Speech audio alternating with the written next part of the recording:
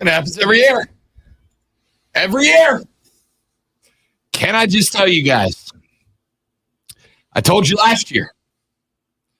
I told you the year before that. For those of you that have listened to my show for the length of time that extends before I got here, you've heard me say it then. I will not. I cannot. I have literally negative interest in giving you Kentucky Derby analysis. It's not going to happen. If you want Kentucky Derby analysis, go somewhere else. All right? I'm not trying to be rude. I'm not trying to be mean. I obviously need you guys to stick here to listen to this show, to hang out with me. TSL, time spent listening, is the number one factor that keeps me employed and gets me paid. I need you here. I need you here a lot. There's not going to be very many things that go on that maybe go listen to somebody else. But to the guy who wrote me an email asking me if I was going to be giving my Kentucky Derby picks today, the answer is not just no, but hell no. No, I have no interest. And I'm also going to go ahead and pull the curtain back onto my brothers and sisters in arms in this business. They don't have Kentucky Derby picks either. You know what they do? They go to a dirt sheet. They read the picks from the 3 people in this country who know Kentucky Derby stuff. And they just regurgitate those for you. They don't know horse racing. I don't know horse racing. You don't know horse racing. There is one guy, maybe 2, in this entire upstate region. Like 1, maybe 2 guys in the entire northern portion of South Carolina that have any analysis about the Kentucky Derby that is relevant at all. They just don't exist. Hi, I'm Rob. Happy Friday, y'all. So I'm confused a little bit about something. So when I write down on the podcast what we talked about, I can't talk about that we didn't talk about Kentucky Derby because you kind of just talked about Kentucky Derby. Rob hates the Derby. I can do that. I can do that. That might be our lead line. Let me make one thing very, very clear.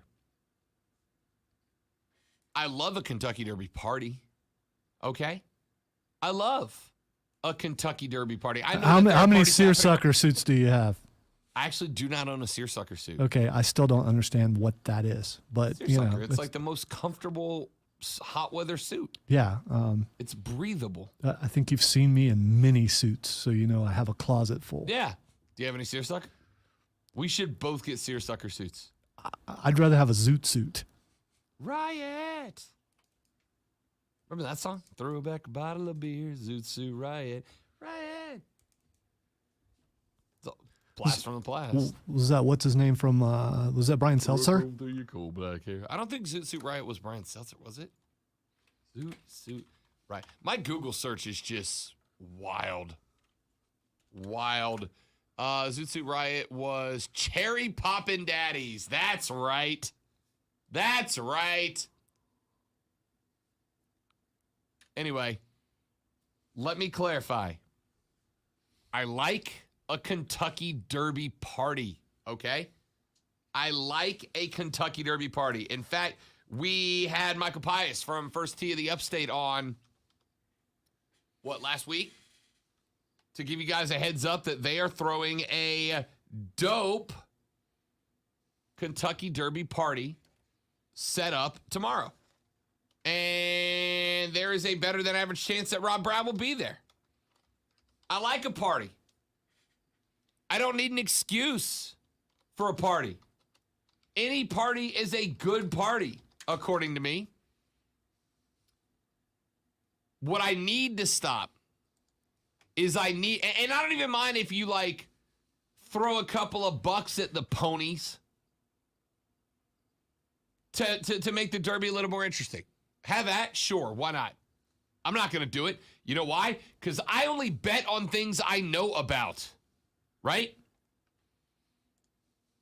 I've made one bet on a Kentucky Derby in my life, Lonzo. One bet. I bet a number of years ago on a horse because I liked the name. I bet on a horse a number of years ago. I liked the name. The name of the horse, Lonzo, was... A horse with no name. America. Been felt good to get out of the rain. That's two references to really old songs for no reason. The name of the horse, Lonzo, was Hoof Hearted. It's not bad. It's not bad. It's great. The name of the horse was Hoof Hearted. See, now I'm hearing the song Wholehearted with Hoof Hearted in it. No, the correct is, the name of the horse is Who Farted. Oh. Yep, there it is. Okay. There it is. The name of the horse is Who Farted. I feel like we can say farted. I don't think that's gonna offend anybody. It makes me uncomfortable. If you have told your kids that farted is a bad word, your kids are gonna have a long life ahead of them. Well, my kids have a long life ahead of them. You told them farted. I don't say that word. That word is a curse word to me. Farted? Yes. Now, you know I respect everything about Lonzo. It doesn't matter. Farted is a bad word to you? Yeah, every time you say it, it bothers me. Really? Because we just don't know anymore as far as what we're going to get in trouble for. No, and we are absolutely not. Listen, I sat and listened to the Rise Guys for 2 hours yesterday. Yeah, two different stations. I had to walk down the hall and ask, could I play a promo because it said something yesterday. I'll tell you off the air what it was. Not for us, but for a national show, and was told no. So was it the one you were playing the other day for the show that? No, that one was acceptable. Really? But something else was not. Again, I'll tell you off the air. Really? It was from something from DA, and I'll tell you later. I need to know. Yeah. The name of the horse was Who Farted. Would you please stop? You're making me feel uncomfortable. It's Friday, man. That's when people get fired. Don't do that. During the break, I'm walking down to the other side of the hall to find out if that's it. That in no world is that a word that you can't say on the radio. There's no world that gets me in trouble. Oh, there's plenty of worlds. Say it often on Word. You're going to get some complaints. Yeah, but that's a really different demo. There's crossover. There's definitely crossover. Oh, I'm sure that there is. Yeah, just like there's crossover with the planet also. So, I mean, you know, I'm going to find out. I'm going to find out. I cannot imagine that. Could you imagine 5 years from now when they're like, Rob, what got you out of radio? And I'm like, flatulence. That's what got me out of radio. Well, there was say flatulence. Yeah, right? yeah, but you can't actually do flatulence. Yeah, I'm obviously not going to flatulate into the mic, Lonzo. Today.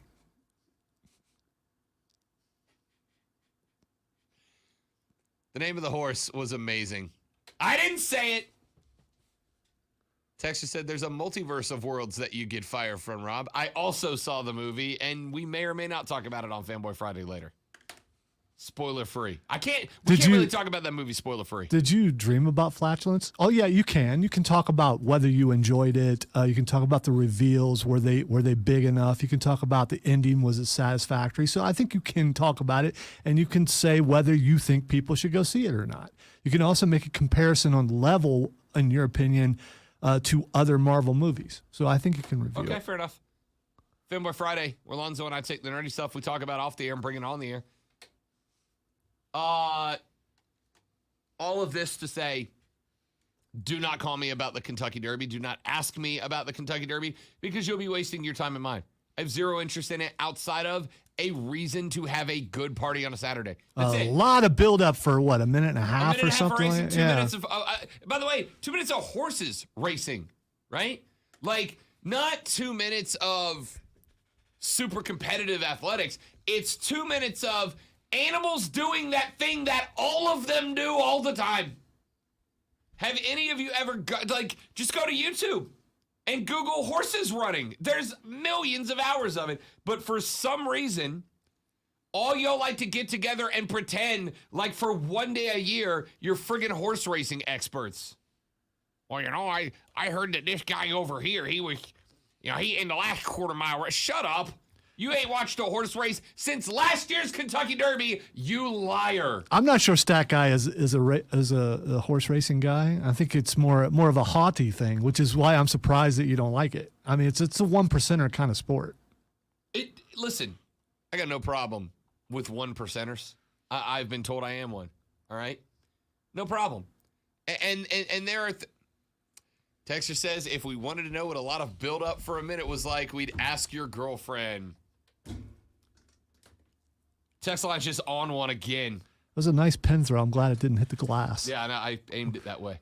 I had enough problems with that. Us yesterday. Listen.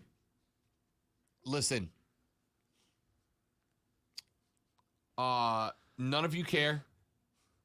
None of you pay attention to it. Will you even tune in? I will. Here's what usually happens. Oh, yeah, Kentucky Derby's on. I turn over. There's like 4 hours of coverage. Okay, it still hasn't happened yet. I go do something else. I turn back. It's over. It's like, okay, I missed it. Pretty much about right. Yeah, you can watch the replay on anything. It'll only take you, a couple minutes and you're done. Here's what happens to me. I go to Derby parties every year. I'll be at one tomorrow. Okay? I go to Derby parties. I don't mind a Derby party. Like I said, a good excuse for a party is a good excuse for a party. I don't need one. I'll take one, right? So, what happens almost every year is I go to a Derby party, and there's one or two guys at the party that are the horse racing experts, right? Like, well, is there a crowd gathered around them as they, show their expertise? Yes. There's always that guy. Is there a bookie like standing over to the side just writing stuff down? I've never bet on the Derby with the exception of Who Farted. That's the horse's name. I can say it. I said hearted. I think you should say it the way you did earlier because it makes it funny. Hoof, 8-second delay, hearted. Yes. So I've made one bet on a race in my life, and that was it. And that's because I thought the horse's name was the funniest name I've ever heard. It was great. That's it. There's one guy at every Derby race, and he stands there, and he's the one that's like, he's the one that shows up and puts on. Why do we have 3 hours of pre-gaming? Why do we have 3 hours of pre-show for the horse race? Yeah, that's just so they can show everybody in the clothes. Yeah, that's it, right? Yeah. And here comes this famous celebrity. Nice hat. Look at that hat. There's a cool suit. Hey, would you look at that? It's a mint julep. Yeah, Bob, we all got one. I do not need to know that James Krasinski is over there drinking a gin and tonic. So am I. Cool, man. Yeah, Tom Brady goes to that. I'm not interested. Tom Brady did something really funny yesterday.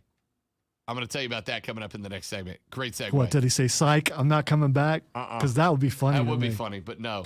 However, it is pretty close.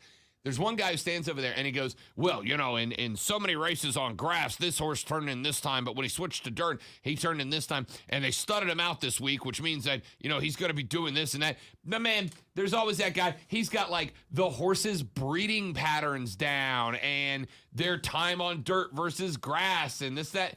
And I'm like, dude, no, stop. All right. Stop. I have been to the races a couple of times. There's, I forget the name of the downs that's close to where I worked and stuff in Columbus. And, you see those movies of those guys that look they're a little bit overweight, look shady, wear a certain kind of hat, and that's the expert guy. Literally right here. No, not like that. It's like, they resemble Boss Hogg in a way.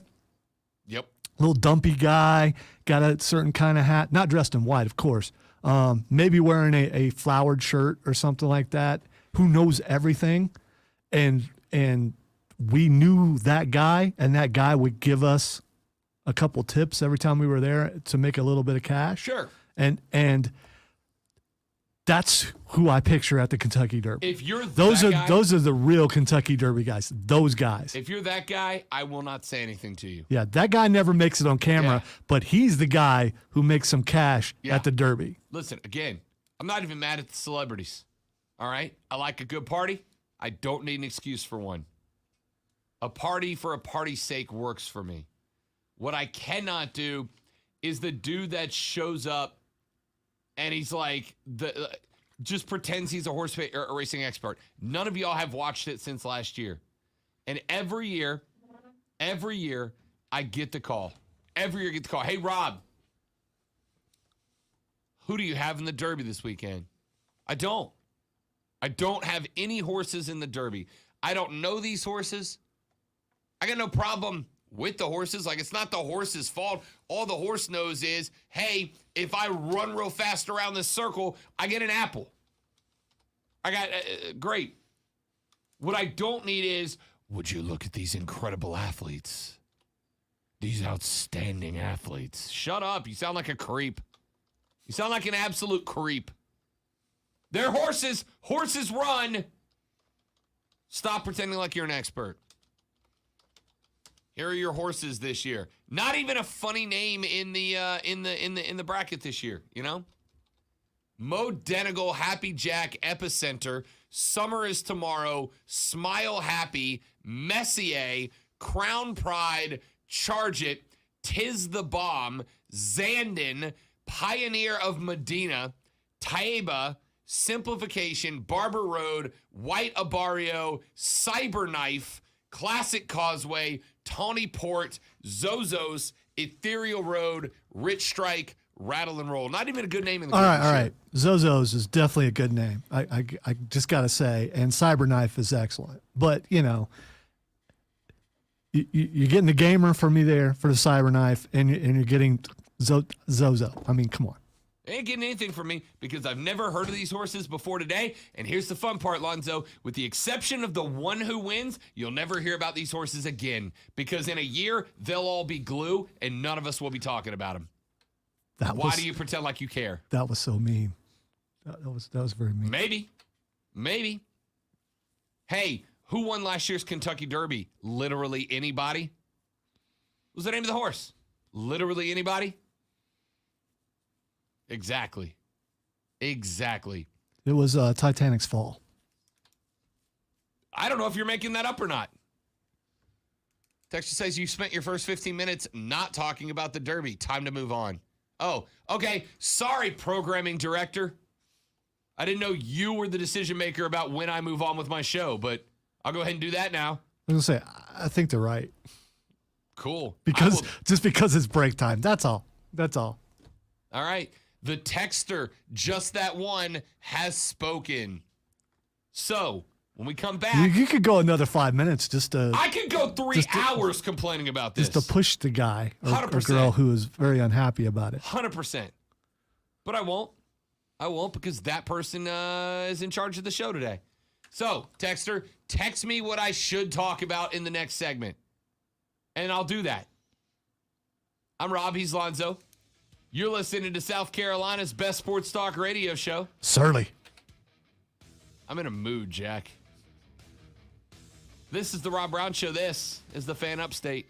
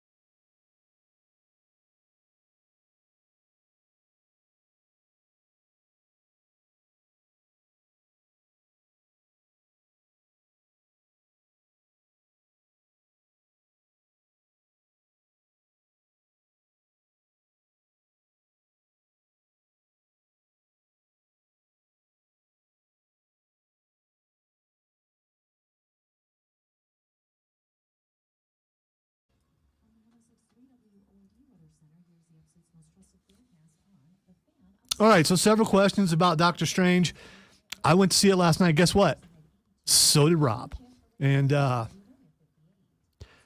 I'm not going to give you my complete rating. I will tell you that I enjoyed it. I'll give you my complete rating tomorrow night on the Upstate Pulse 106.3 WORD, live on Facebook.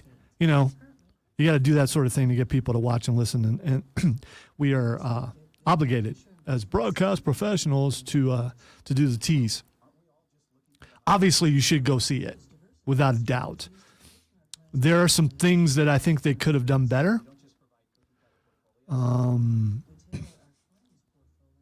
But I also, this is one of, with blockbusters, I don't spoil the week of. I'm not going to do that. We'll get in depth next week. I'm not subscribing to whatever the scribing word is to Rob's length of time that you have to wait. But on a blockbuster like this, I will wait. But we will talk about it tomorrow night on the show. I did not come away disappointed. I can say that. And I'm sure Rob and I might talk about it on Fanboy Friday. So might talk a little more in depth on that without being spoilery. Although I will say this now, and I'll say this later, and I'll say this tomorrow, trailers need to stop. When there's a big reveal on a trailer, it kills it for the movie itself. Save those things for the movie, especially on a movie like this. You don't need to spoil any at all because people are going to go see it. It's just not necessary. What? Talking about trailers being spoilery and ruining a moment in a movie where you could have gotten a lot more impact. Tracy says, I need to know how you feel about horse racing next segment. Thank you, Keegan.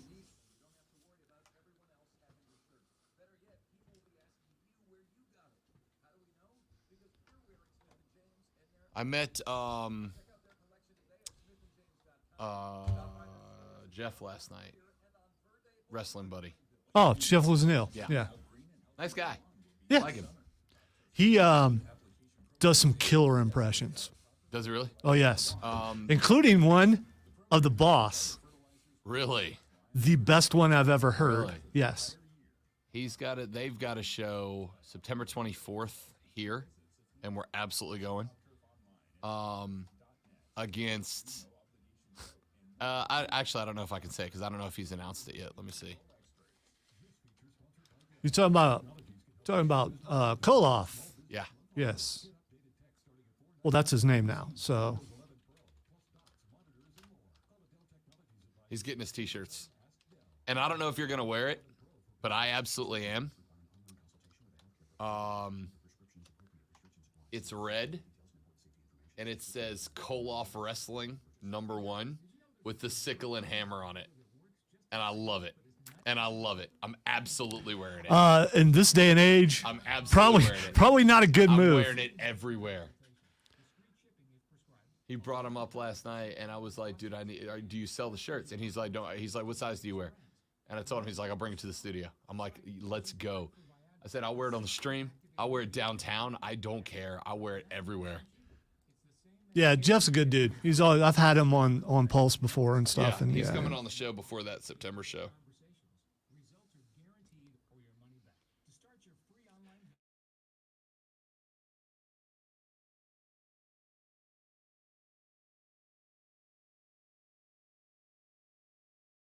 Yeah, I gotta go. We need to go see that for sure. My favorite thing Jeff would always do when he'd come in Word is he'd stand at Tara's window and just flex, trying to get her attention. He never got her to look up. I know she saw it, but he never got the satisfaction, and finally he would just walk away.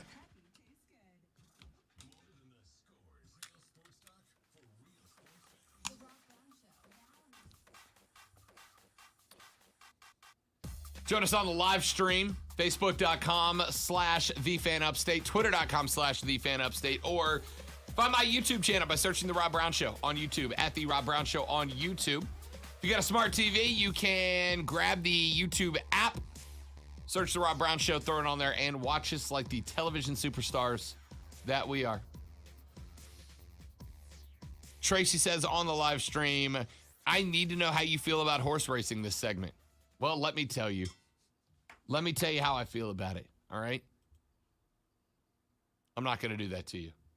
I'm not going to do it again. I feel like I've said my piece, and that one texter got mad at me. So those two things combined. I'm guessing, since you got back in the room fairly quick, that you didn't walk to the other hallway to ask the question that you were going to ask.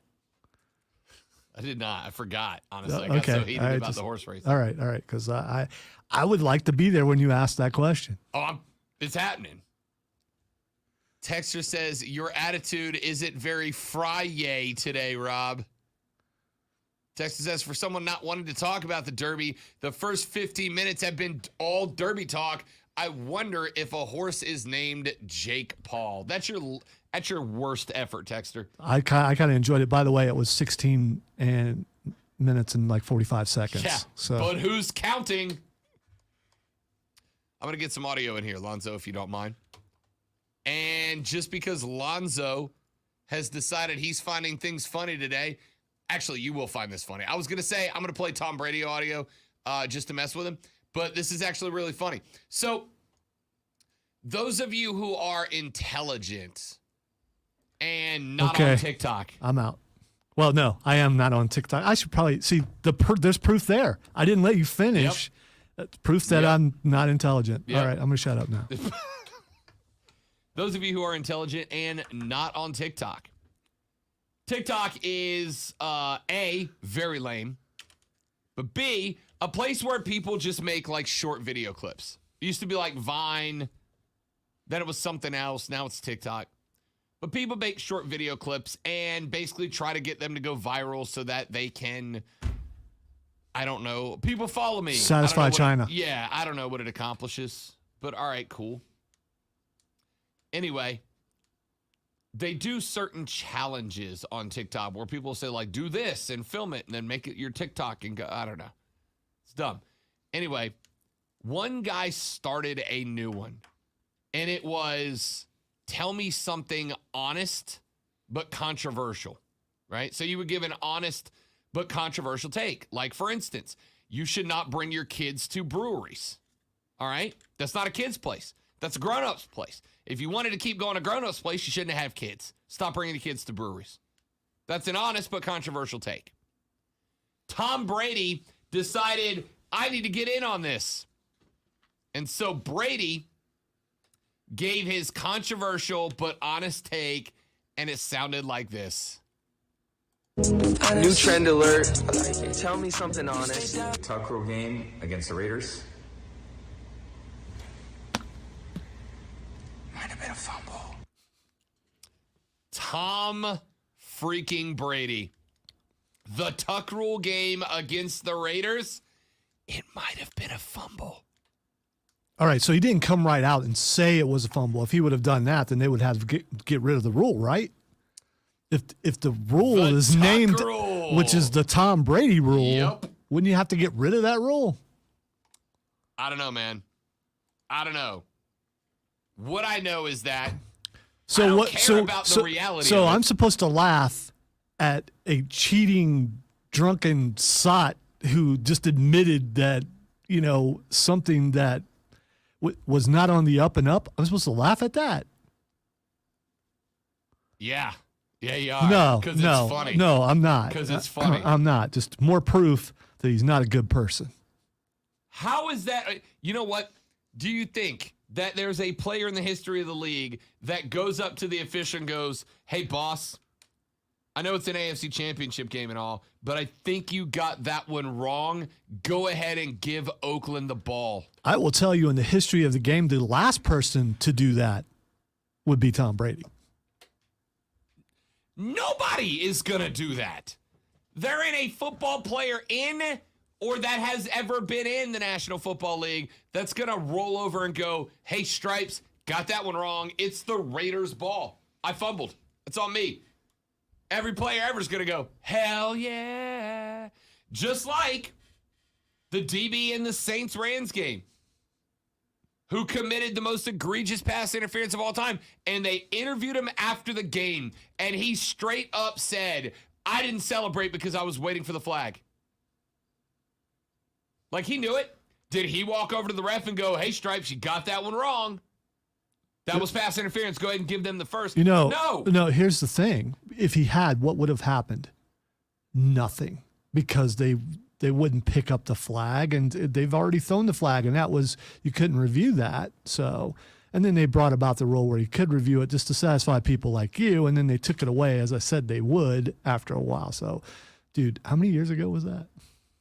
I get it hurt. Rule? No. 40? No, the pass interference. You managed to. That was yesterday. You managed to bring that. You bring that back in every once in a while. Yeah, that game was yesterday. All right. The Brady Tuck Rule game, by the way, just in case you were feeling good about yourself today, Lonzo. Rob, what's not to feel good about? I'm sitting here on an award-winning program with a wonderful person such as yourself, talking to an audience that's just amazing. What's not good about that? That game was 20 years ago. The Tuck Rule game was 20 years ago. And we're still having to suffer through the fact that Tom Brady is still here. 20 I don't mean alive. I'm glad he's alive. I mean in the game. Chad says, I love Lonzo's hatred for Brady. Yeah, so does Lonzo. It's one of the things that keeps him youthful. Can I just tell you? I was going to say, as was said in a certain movie, the hate keeps me warm, sir. Oh, it's anyway. Listen. Red Dawn. I haven't seen Red Dawn since I was a kid. Okay, it's all right.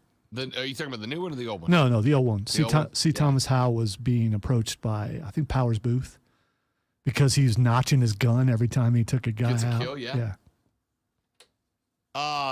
Here's what I love about that. A, Brady knows it. B, Brady knows that we know it. All right, so what you're saying is that someone's a punk, which Brady is, and he knows he's a punk. So he continues to say, look at me, I'm a punk. And you know what? You can't do anything about it. Lonzo, every time, and I mean every time, that I bring up a story about a professional athlete trolling people, you always say that you have great respect for those who have a strong troll game. This is top quality trolling to hit the Raiders fans 20 years later with a 4-second TikTok clip that says, hey, remember how angry y'all were about the Tuck Rule? Remember how angry y'all were that it wasn't called a fumble?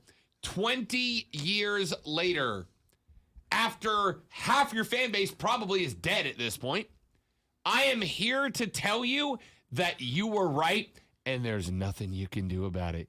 That is A+ graded quality trolling, Lonzo. Well, let me go straight up political here from my friend across the aisle.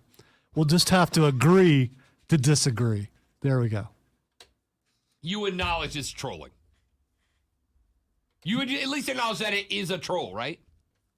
It wasn't even an admittance. It wasn't. He didn't come right out and say it was anything. But he didn't say it was a fumble. He said it might be a fumble. Yeah, that's the best part of the troll, because now when Raiders fans go, even Brady said it was a fumble, Brady can go, I didn't.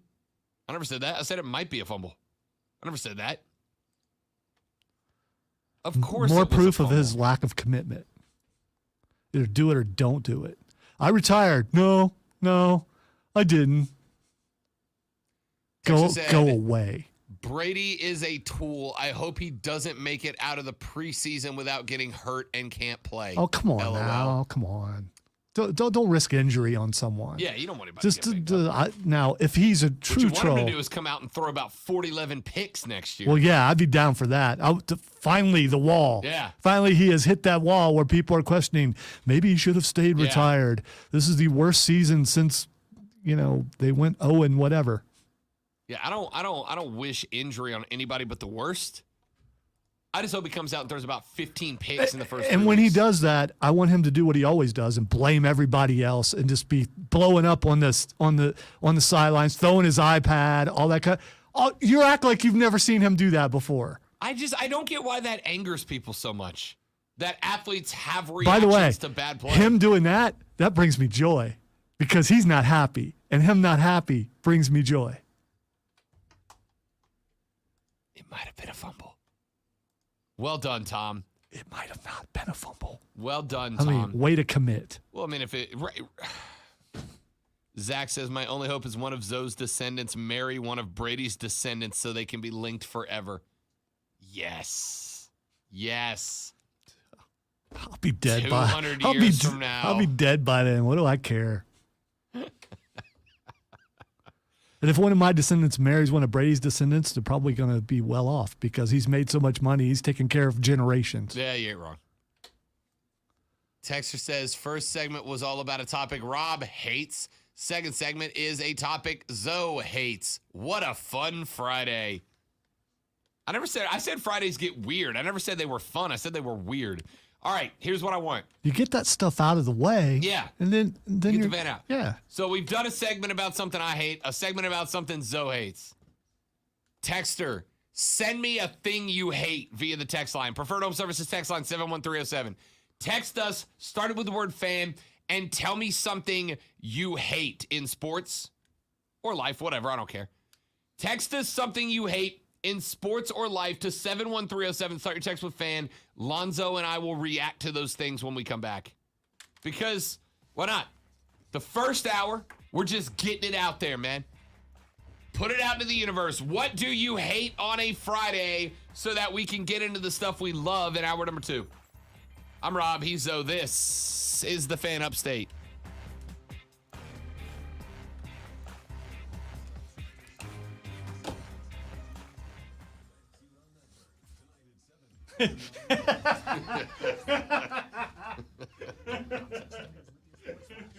You got a genuine laugh at Alonzo.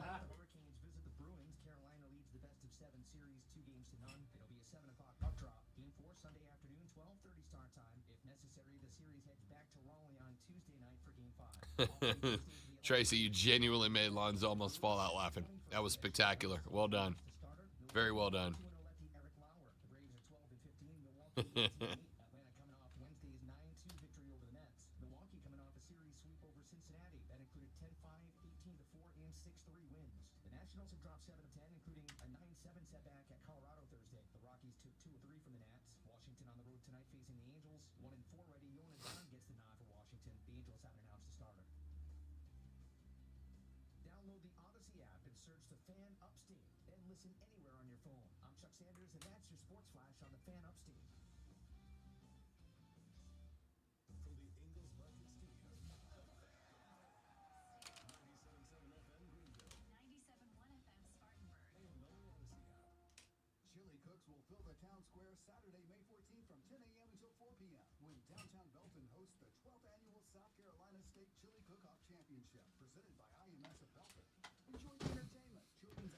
All I can say is no one knows what I was laughing at. Tracy does, and you do. And I do. Wait, Tracy said something?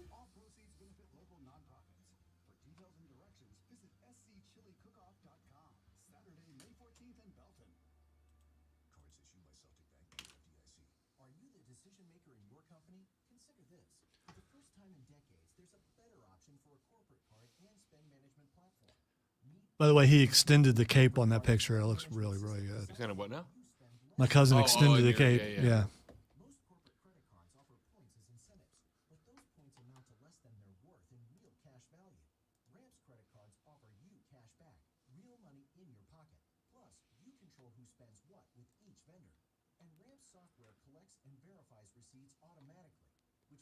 All right, I've asked the question on Facebook and Twitter, Zoot Suit or Seersucker. Facebook is going with Zoot. Twitter is going with Seersucker. So I'm not surprised. Zoot Suit Riot. Riot. Throw back a bottle of- If you have to pick one or the other, I'm going Zoot Suit. Because if you want to stand out, you're going to stand out in a Zoot Suit. No, I'm going Seersucker.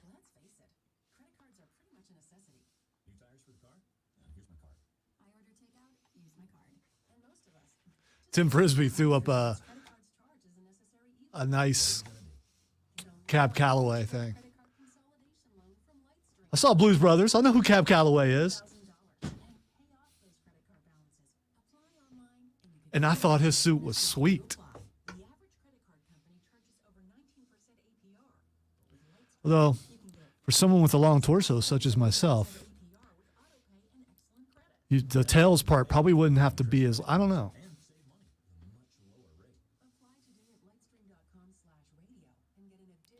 And I only have one suit, and it was tailored, and that's when I had to do that fashion show.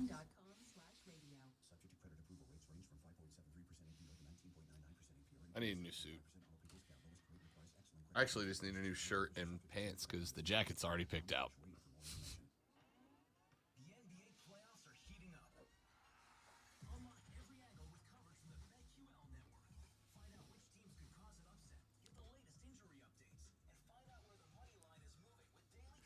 Let's hope that the South Carolina Broadcast Association is listening right now, which they should, and they go with a Zoot Suit theme for the Star Awards. I would buy one. Give me a Zoot Suit and a nice hat. Yeah.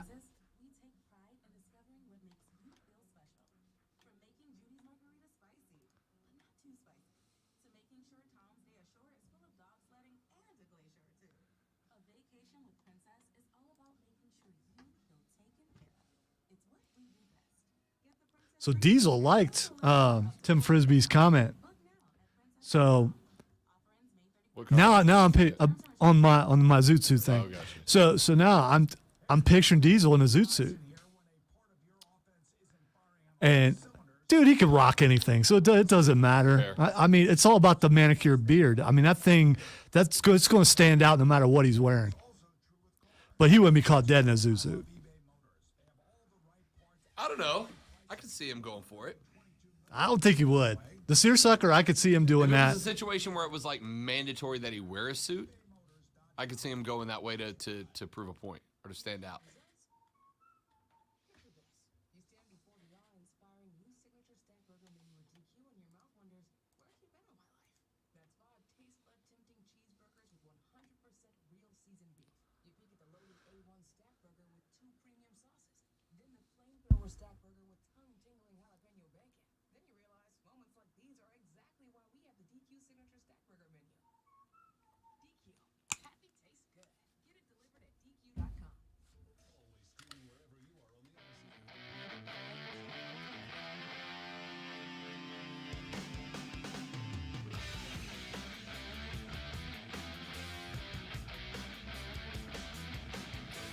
So Lonzo and I have asked you, you got about 9 minutes.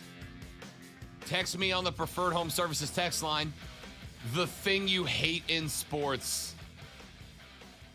I think we might do that on Fridays. The opening hour of Fridays from now on, Lonzo, so we can get all the negative out as we head into the weekend is Fry Hates. All right, I know what I hate in sports. Fire away. I hate shows that only talk about rivalries over and over and over again, especially football rivalries when it's not football season, because there's other stuff to talk about. That's what I hate. Listen, I'm just going to say sports are amazing. There's a lot of things in sports to love, and there's a lot of things in sports to love to talk about. However, I like to talk about the stuff I hate too. Well, fun. You know what? Sometimes if you really love something and someone really hates it, as long as they're still listening, that's all that matters. Yeah. Yeah. All right, let's see. Texter on the Preferred Home Services text line says, "Hey, Mr. Skinny Jeans, I know you're dieting, but it's time for Snickers. You're acting like Danny Trejo to everyone." That's a compliment. I was going to say, it's kind of a compliment. Take that as a yeah, compliment. yeah. Danny Trejo is awesome. You don't have a machete over there, do you? Not that I'm telling you about. I might have one in the office somewhere if you need it. Fan, I hate Brady, but to be honest, it is funny. He went home to spend time with family and then said, "Heck no, I'm going back to play ball." LOL. Correct. It was hilarious. He could have stayed in one side of his house and never seen his family ever again. It would take him a week to walk to the other side. It took him a week to go home and go, nah. Texter, fan, hated Kobe Bryant growing up, but now respect what he accomplished. Kobe was one of those guys. Just like Jordan, there were a lot of people who hated Jordan in his day. Fan says, I love sports. I can't think of anything I hate, but I'll keep trying. I respect that. Matt texted in. Matt says, I'm here working on Sunday, like this one coming up. 12 hours on Mother's Day sports. Listening to these spoiled PGA golfers whine about everything when they have it made. You know what? Give me the other clip that's in that folder if you don't mind. So I don't need to spend a whole segment on this, so I got time here. That's a good segue that text was. Thank you very much, Matt. Sergio Garcia was playing golf yesterday in the opening round of the Wells Fargo Championship. Sergio knocked a golf ball deep right over a creek that runs alongside one of the holes on the golf course. Lost his golf ball over in the deep stuff on the other side of the creek. Sergio went to look for the golf ball. Well, when he got to the river that runs alongside of the hole, he had to find a way across it because his ball crossed over. A PGA Tour official decided to enact a rule. If your ball goes OB, you have 3 minutes to look for it. If you cannot find your ball after 3 minutes, you take a stroke, you drop your ball back inbounds, and you play on. Sergio went looking for his ball. Well, while looking for his ball, the PGA Tour official called time. 3 minutes. You lost it. You got a stroke. Sergio went, yo, hold up. And then this happened. When did you, not when I got through here and everything. Yeah, when you got into here and started searching is when I started doing. But I can't, you want to swim through the river. I wasn't looking for the ball there. I was looking for the ball once I got over this side. Does that make sense? Yeah. I knew it was on this side of the river. Okay, I started the clock when you got over into here. So, if you said you weren't searching for it, you were trying to get to the other side, then that's different. So you said it took too long. Can't wait to live this through.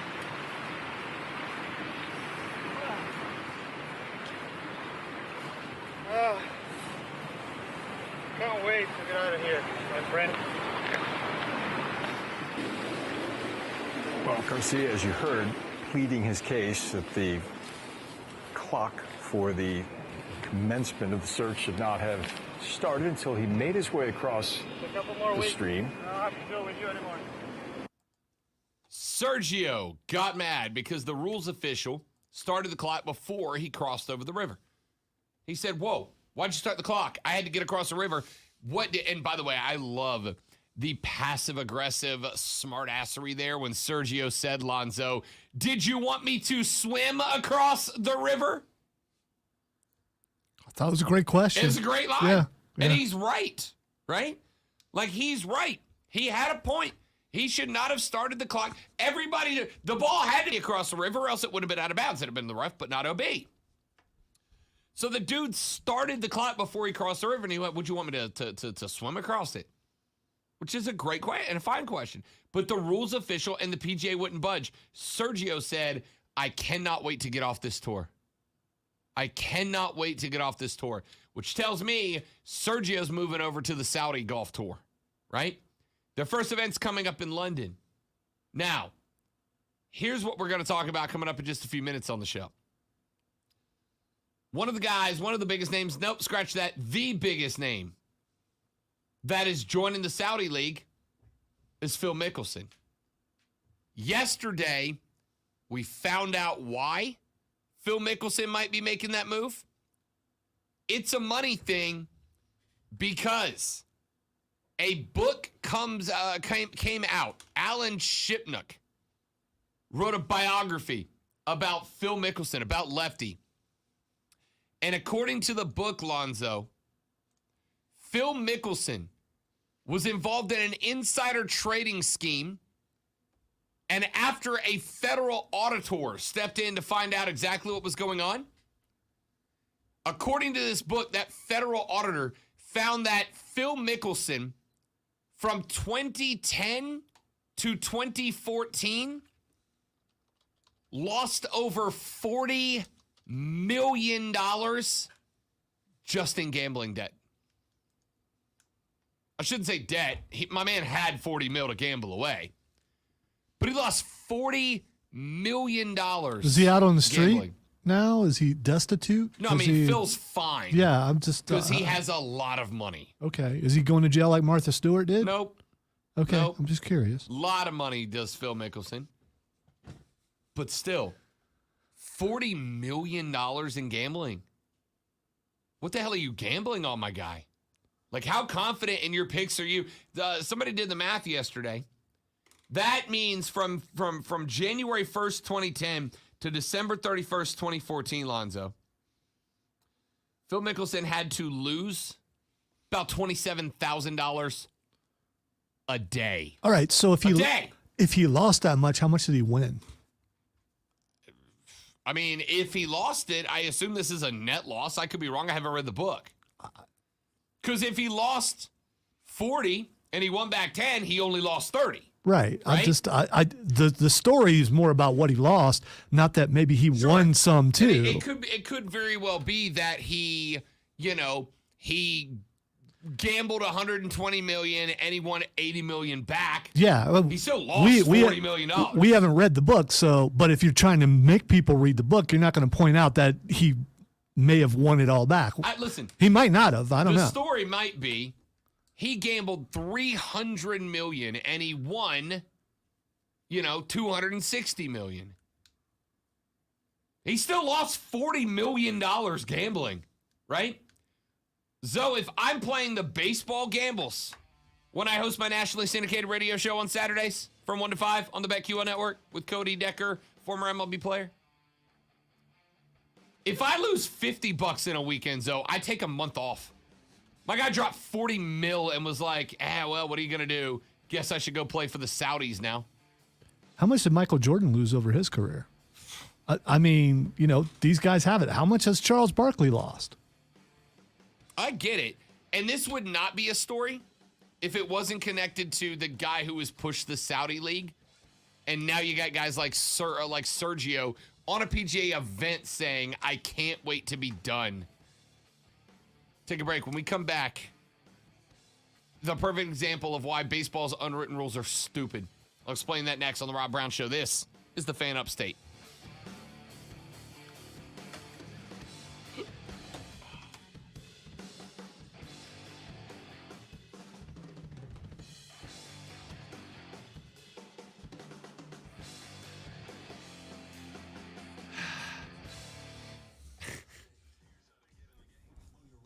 Well done, stream. You guys are the best.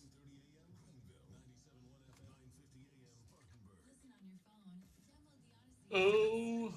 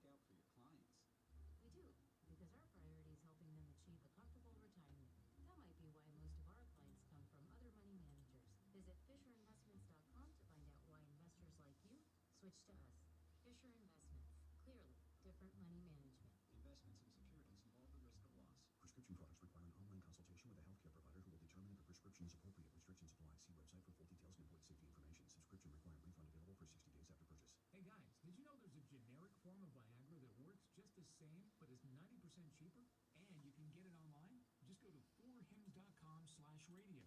You'll get online process and trusted generic alternatives to the biggest brands at 90% off. That's right, get generic for Viagra, the same active ingredient as brand name Viagra, but 90% cheaper. It's the same medication you get from your doctor, but with zero copay, no expensive appointments, and no awkward face-to-face conversations. Results are guaranteed or your money back. To start your free online visit, you need to go to this exclusive address, forhims.com/radio. That's forhims.com/radio for your free online visit. forhims.com/radio. The Rob Brown Show, now 9 to noon. I guarantee you that by the end of the day, you are going to hear lots of quarterbacks could have done what Stafford did. Just want to say, your friend Keegan is a zoot suit guy. That doesn't surprise me in the least. That's because he's cool. For the record, I would rock the boat out of a zoot suit. However, the question was not, would you wear a zoot suit? The question was, if you had to pick, would you go zoot suit or seersucker? The answer is, I would go seersucker.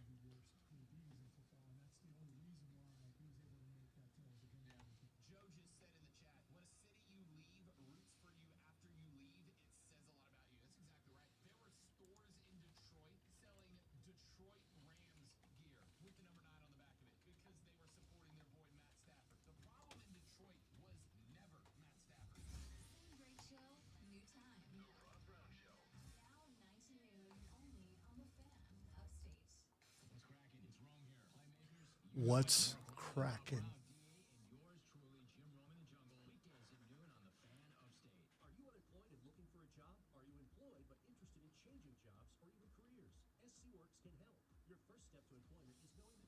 Stathakis has the correct answer, which is it depends on where you're going.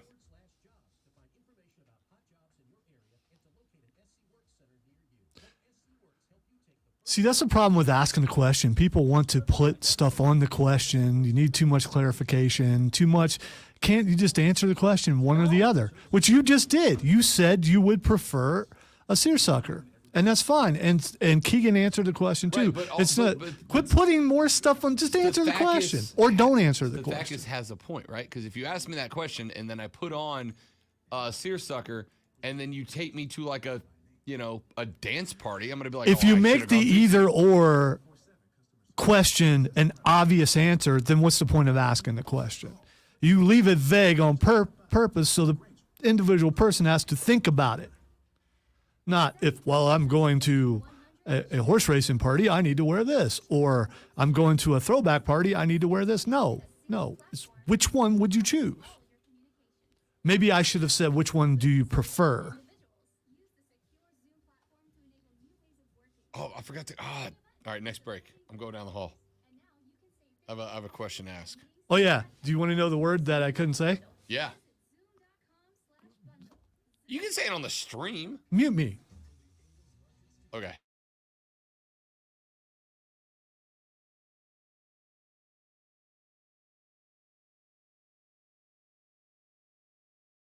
Not bad.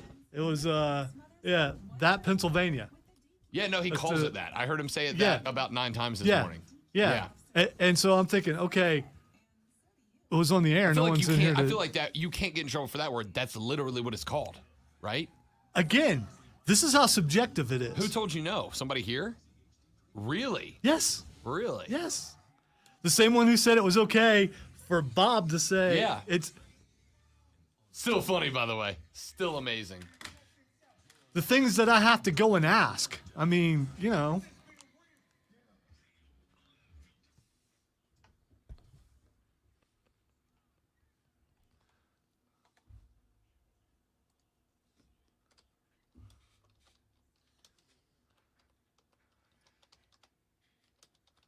Hour numero dos of the Rob Brown Show starts now. This is the Fan Upstate. Welcome back, ladies and gentlemen.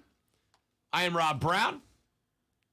Directly across from me on the other side of the glass, although maybe for not much longer. We'll see. Don't say it that way. Don't say it that way.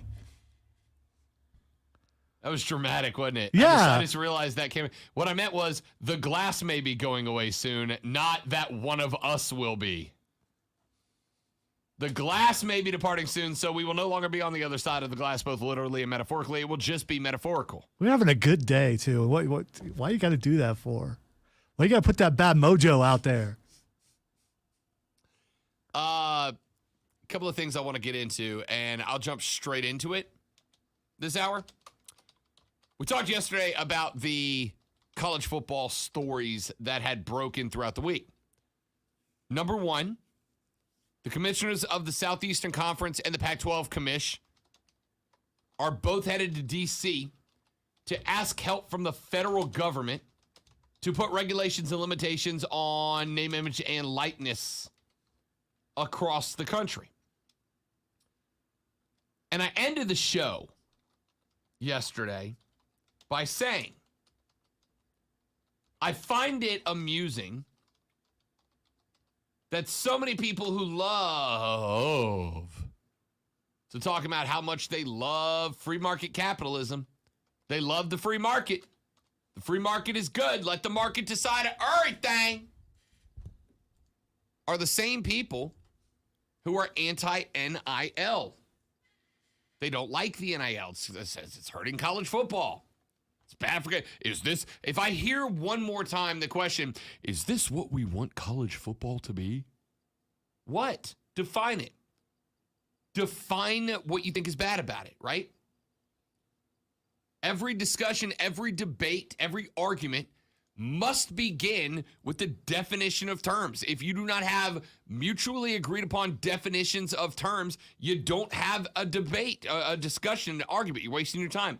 So what is so bad about it that you don't like? Well, it's free agency. Not really. Not really. Anyway, wrapped up the show, and I said, and what some of y'all took as being a smart aleck comment, but was not at all. I was quite serious. In a place that I constantly hear, let the free market decide, let the free market decide, let the free market decide. The free market has decided. And the free market has decided that we want players to be allowed to use their name, image, and likeness for cash. And the free market has decided, although it may level out at some point. In fact, I suspect it will. The free market has decided what the fair price of NIL endorsements for different calibers of players is. And it ain't just based on what they do on the field, it's based on what they do off of it. There are two volleyball playing twin sisters who have like a combined like 4 million followers across their social media. And they're known for two things: volleyball and being attractive and dancing on social media. That's it. That's what they got. They're really good volleyball players. I think they just came from Fresno State. They're attractive, they dance on social media, and they're good volleyball players. And now they're down at Miami because DU has figured out how to bring athletes down using NIL. That does not happen if there are not businesses in and around Coral Gables and the University of Miami willing to pay money to these athletes, right? Is that, Texture says, way off? Okay, explain to me how I'm off. Is that not literally the free market at work? Literally, that's what it is. Because everybody, oh, well, you know, these schools are buying these players. No, they're not. No, they're not. The schools may be facilitating a relationship between businesses and players, but they are not doing it. It is private entities, private businesses in these markets that are reaching out to players and going, yo, we'll give you $300K to come play here for 2 years. Will that basketball player that just went to Miami get $800K in a rig to go play for 2 years? $400K a year to go play basketball for 2 years at the University of Miami, plus a car. Now you can get mad at you can get mad if you want, and that's fine. And that's fine. But what it comes down to is there are businesses in those areas that want to give money to athletes for whatever reason. Maybe they genuinely consider it a good investment in the business. Maybe they're just really big Miami fans. And they want Miami sports to win all the things. Either one of those is true. It does Or not maybe matter. they've been doing it for years, and now they can do it. Now they can come above board with it. Maybe. I agree with that too. It is a terribly kept secret that the best high-level athletes at colleges were getting paid. We all knew it. We all knew it. And what did we all do? We all turned a blind eye to it. We all went, okay, as long as I get my football, I don't care if some schools are paying more for players than others or giving players bonus incentives and cars and whatever, room and board, whatever. It's always been happening. We've always been okay with it. For some reason, now that it's above board, people are getting mad. But again, welcome to the market, man. The market won out eventually saying, we think it's worth it to give these kids money to represent whatever university they want to represent. And there are private businesses in different cities, on different campuses or around different campuses that are going. For us, it's a good, worthwhile investment to fork over 10 or 20 or 100 or 300 or 400K to this athlete to show up at our business and eat some chicken wings or post us on social media or whatever. That's the market. We got done with the show yesterday. Lonzo and I went to the Fortress of Nerditude down the hall, our office. I'm sitting there scrolling around the social medias, and I come across a clip from yesterday's Pat McAfee show. Now, Zoe and I both like McAfee, both as a dude and a broadcaster, as a podcaster and a wrestling dude. Love McAfee. Hey, McAfee does a great job.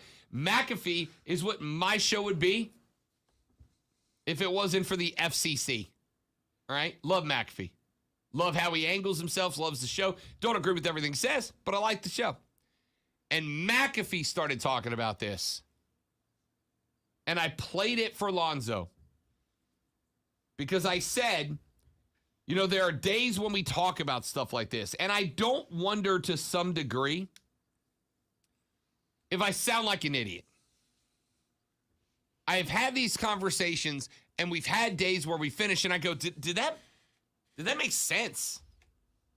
A, am I explaining myself logically? And B, do I have a logical point? I don't think I do.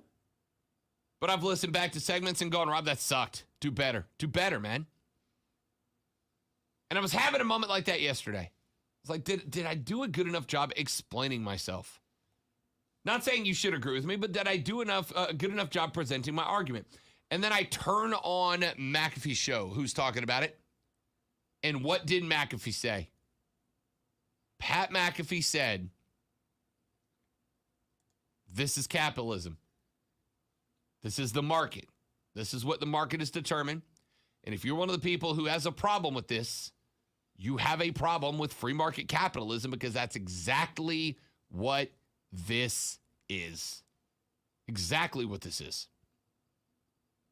And I went, okay. All right, so I'm not alone. I'm not the only one. And not only am I not alone, not only am I not the only one, I'm right. I'm right. The market has determined, over the course of many moons, by the way, right? When I say the market's to determine that NIL is good, this is not something that it just determined in the last 7-8 months. This has been a discussion that's been going on for years. Years. This discussion has been had. As I told you when I took down Mark Emmert last week, that Mark Emmert's legacy is going to be nothing. Nothing. Because Mark Emmert had a lot of opportunities to try different stuff, and he failed to do any of it. One of the reasons I say that is because this topic has been on the table for a very, very long time. And the market eventually got to a point where it had pushed itself to, man, people support this. People think these kids should be able to get paid. People should get paid. People should have the ability, athletes should have the ability to use their own name, their own image, and their own likeness to get paid. The market said that is good, and it allowed it. And then people said, oh, there's just too much money in it. Okay. So you think you should have the right to regulate what people are allowed to be made. Could you imagine saying that about any other profession? About any other career? How would you feel if you are a member of the Rob Brown Armada driving delivery trucks across the upstate? And one day, somebody just started the argument, delivery truck drivers should only be allowed to make $10 an hour. Why? Well, I just feel, you get all this other stuff, right? You get a nice truck when you get air conditioning and you get insurance benefits and you get this and you get that. So you should only be allowed to make $10 an hour. You'd riot. You'd say absolutely not. That's not all right. I'm not going down that path. That's not cool. But that's what people are proposing here. Is it okay for high school students to make NIL money?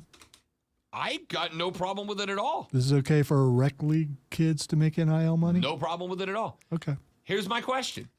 If somebody wants to pay somebody else for work, why are you against it? Right? It seems to me like that's the antithesis of the American dream. If you have created something, and it doesn't matter where it is or what it is, if you have created something that somebody else goes, I want to give you money to connect your thing, your product, your reputation, your image with my business, why would we be against that? And I don't care who it is. Right? Now, are there some circumstances that I'm going to go, I don't know about that? If a cigarette company wanted to hire a 9th grader to promote his cigarettes, would I be okay with that? No, not really. But that's more about the product than it is the ability for that kid to get paid. But if a business comes to the downtown Greenville Rec Soccer League and wants to endorse the captain of last year's Rec Soccer Beer League champs and give them $1,000 to come out to his business and talk about how great Rec Soccer is, I'm going to high five that guy. Good for you, Cap. Buy me a beer with your NIL money. I guess that's what I don't understand, right? If you are in favor of free market capitalism, if you are in favor of letting the market decide what is good and bad, how is this your line in the sand? How is this the line in the sand? How is this your spot that you go, nah, we need to regulate this? I don't like that, because it comes down to, I like the free market deciding things as long as the free market decides to do what I like. But when it does something I don't like, now I want regulation on it. Not how the game works, buddy. You're not saying that's you. You're saying that's how other, because it sounds like you're saying that's what you do. No, no. Okay. I'm good with it. 95% of the time, I'm good with the market deciding. It's a very specific number. Yeah. The 5% of the time that I'm not is when people's lives are on the line. Yeah, like when people's literal lives are on the line, I don't think the market should decide when the result is someone living or dying. That's a different scenario. But a college quarterback getting an extra $3,000 to show up at a car dealership, great. Good for that guy. I literally try to do that, right? Lonzo and I literally have endorsements. That's our job. That is a good chunk of our job. I'm going Monday. I'm on a diet, which I'm breaking on Monday, because after the show Monday, I'm going to a local pizzeria, Lonzo, to go have a pizza pie, to determine if I like the pizza pie enough to go, you're a partner on the Rob Brown Show now. You're the official pizza pie company of the Rob Brown Show. And if I do, great. I will get money for that in return for saying, Rob Brown really likes this pizza. That's literally our job. Why would I have a problem with somebody else doing the same thing? All right, let's take a break. We'll come back here in just a minute from right now. We talked last week about the unwritten rules of baseball. I love when unwritten rule fans have to eat it. And they did last night, courtesy of the New York Mets. Plus, after that, Lonzo, I have the story of the most electrifying toilet in the world. What's that mean? Glad you asked. I'll tell you coming up in a minute. I'm Rob. He's Lonzo. This is the Rob Brown Show. This is the Fan Upstate.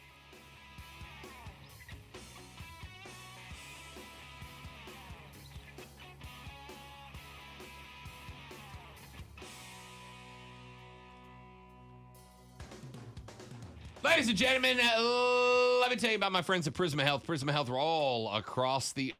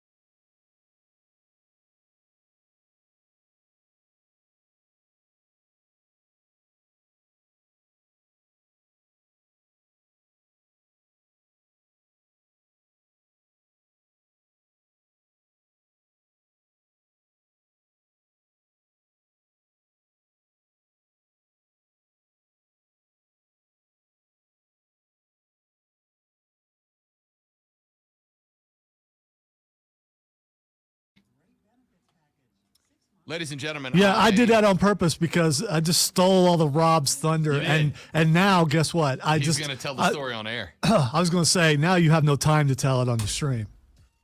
Oh, you jerk. Well, we have an update from the first hour of the show, ladies and gentlemen. The boss said I could cuss on air. It's not a cuss. It is to me. It's not a cuss. It is to me. That's fine. It's not. I'm just telling you. So back in the first hour of the Hey, show. I don't care if you think I'm weird about it. I really don't. My mom taught me that was a curse word. That's fine. In your house it is. I'm just telling you, you're in a tiny fraction of an on this particular word. Like crap, I could see a lot of people saying that's By the way, word, I think it's a generalization what you just said because you don't know that because you don't know everybody. So there could be households all over the entire world who think the way that I think. There are. Okay. A very small fraction. Oh, of them. but you can't say that. Ladies and you gentlemen, can say that, but you don't know that. Ladies You and as a gentlemen. science guy, I would think that you would want to have the actual numbers in front of you before you said something. You can make generalization. I'm not saying my generalization is correct. I'm saying Well, it came across as very confident as if it were fact. I know a lot of people, and the word fart is not a bad word. All right? It's immature to laugh at it. All right, you say you know a lot of people. Can you define what a lot of people is? A lot of people. How many people is a lot of people? Is it like 50, 100? You wouldn't even. Most of them don't go to the school. You wouldn't know them. So back in the first hour of the show, we were talking about the Kentucky Derby. I'm not going to spend a ton of time on this. Stick with me for a second. But I opened the show by telling you, I got like 3 or 4 emails from people going, Rob, are you going to give Kentucky Derby picks today? No, I'm not. I am not going to give Kentucky Derby picks because I don't give Kentucky Derby picks because I don't watch horse racing. I don't know any of the horses. I don't care about it at all. The only thing that Kentucky Derby is good for is a good excuse to have a really long afternoon party and drink in the daytime. That's it. That's the only good thing about the Derby.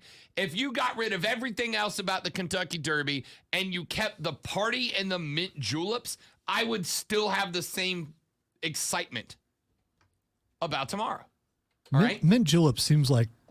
They're phenomenal. Yeah, but the belches, I'm guessing, are not pleasant. I don't know, but. Belches or burps? Can I say burps? Sure. Okay. I don't know where the body function curse word line is. I'm towing it. Below the Mason-Dixon.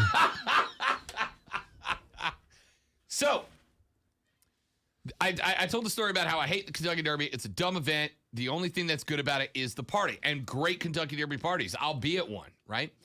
Anyway, it got into gambling. And I said in my entire life, I have made one bet on the Kentucky Derby, and it was only because a number of years ago there was a horse running in the Derby named Hoof Hearted. Great horse name. Made me laugh hysterically. Lonzo asked the question, is that a word we can say on the radio? So during the break, I went down and asked the big boss, is that a radio-friendly word? And his response was, as long as you don't get into a description of one, it's fine. Basically, don't give adjectives, and the word is fine. Now, in my mind, which I'm not going to do on the air, I'm trying to figure out how you describe said action and which description of said action would get you in trouble. Oh, he gave me one. Okay, well, you can tell me that later because I'm curious. And this is I'm not trying to be funny. Yeah. I want to know where the line is. Texter says, I am offended by the F word. Since we have boat for another bad word, can we just say swish for the F word? Why does swish feel grosser to me? Why does that feel What does that feel worse than just saying fart? Oh, you're not one of those guys who can't handle the word flaccid or putrid, or some people don't like the word bulb, which bulb? Bulb, yes. The only word that I know that a lot of people don't like is moist. Don't get that either. Yeah. I don't get that either. Like, I don't know why it is. There are a lot of people who have a problem with the word moist. Yeah, sometimes when the air doesn't work in here, it just it makes you feel moist below the Mason-Dixon. That's why they're uncomfortable with it, because now that's what they're going to associate that word with. Was Lonzo describing himself as moist below the Mason-Dixon? So this show's going great. Happy Friday, everybody. See, I'm wondering if he's listening now, wondering what you're going to do. 100% is turned in. He's like, now I got to Yeah. go listen to make sure he doesn't do something dumb. All right, a couple of stories I wanted to get into. Here's why you do not play by the unwritten rules of baseball. Don't do it. It'll get you in trouble. The New York Mets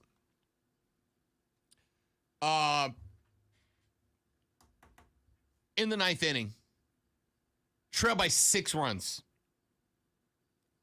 The last 330 times that the New York Mets trailed by 6 or more runs in the ninth inning, they lost. Last night, Lonzo, going into the ninth inning, they trailed by 6, and they beat the Phillies 8-7. 7 runs scored in the ninth inning. And the Mets walk off the Phillies. Unbelievable. Okay, what's wrong with that? Nothing is wrong with it. Except the unwritten rules, every time I see them, when you have a game, you got a situation like this, you end up in this spot, you always hear something about a team like the Phillies being up 6 in the ninth inning, doing things like laying down bunts or stealing bases while up 6. Don't steal a base when you're up 6 in the ninth inning. Say baseball purist, ignoring the fact that every now and then, and I will acknowledge, it is very rare. If you were up 6 in the ninth inning, 1 out of 330 times do you lose that game, right? The Mets now historically, I forgot the exact number, but the Mets are something like 2,830 when they trail by 6 or more in the ninth inning. Something like 900 games twice the Mets have come back and won when they're down 6 in the ninth inning. But the point is, it happens. The point is, it happens. And had the Phillies stolen a bag or two while up 6 in the 8th or 7th or 9th inning, I'd have come in today to all these old hat baseball fans going, oh, they broke the unwritten rules. You don't steal bags when you're up 6 runs in the last inning.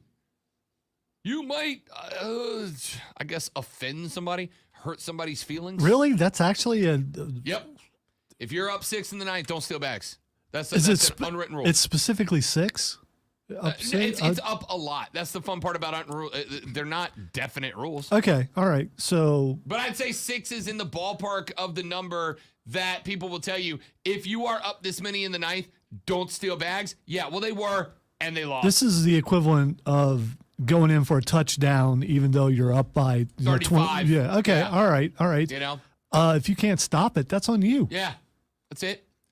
If you're I'm down, so I'm just not going to pay attention. That's your fault. It's your job to pay attention and make sure that someone doesn't steal on you. If you don't want them to score or steal a bag or whatever, then stop them from doing that, right? You are professional athletes. Now, I might feel just a little bit different about it in like high school, middle school, right? If I'm in a high school football game and a team wins 63-0 and they're still scoring, it's like, all right, coach, we get it. You're good. Stop. You're professional athletes. If you don't like them scoring that many times, stop them, or in the offseason, ask for a trade and get on a new team. I don't know what to tell you. But this is why. This is why you don't listen to the unwritten rules. Up 6 in the ninth, and they lost the game. This is why the unwritten rules of baseball are dumb. All right, Texter says, how do you see times if they're unwritten? All right. All right. Ha ha ha ha ha. We've gotten into too many semantic arguments today, so I just shut up. Thank you, Texter.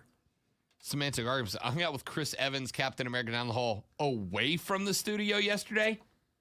Imagine what the conversations were like semantics-wise with him away from the office. Amazing. I don't need to imagine. Yeah, true. Fan, can you say butt burps on the radio? I'm judging by Lonzo's reaction, no. I just have to say, you know, I've managed to be in radio now, I think like a week away from 25 years because of how uncomfortable I am and because of You thought you had finally found a home, and Rob's ruining it. No, that's not it. The fact that I've been able to get people to stop doing things and you just don't want to today. You're just reading all these things that people are texting. What are you doing? Making people uncomfortable? That's what you get. Predominantly? All right. Oh, no, you're just making me uncomfortable. It's fair. Fair. I just want to say, I'm so glad that I'm bringing you joy today. You really are. It was a very angry first hour. I feel much better now. Much better now. All right. 844 fan phone. 844-326-3663.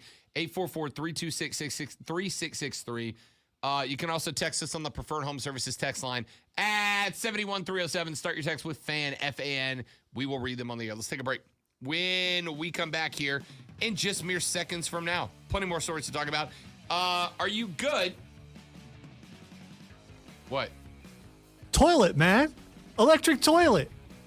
Oh, Are you just gonna? I mean, didn't say that. The most electrifying toilet. That's what's hooked you. That was the tease that hooked you. I'm not the only one. I guarantee it. All right, I'll tell you about that, and we'll talk sports when we come back. But probably toilet first, because that was the most aggressive reaction I've ever gotten out of Lonzo. So I'll pay off that tease when we come back on the Rob Brown Show in the Fan Upstate.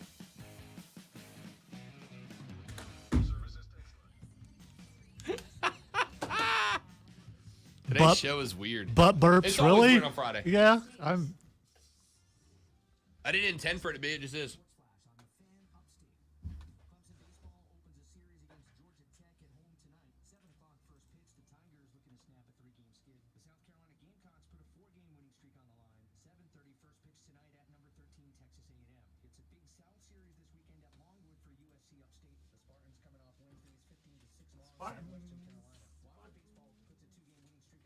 Ooh, look outside. You're going to absolutely hate that. Although they're still in the car. So.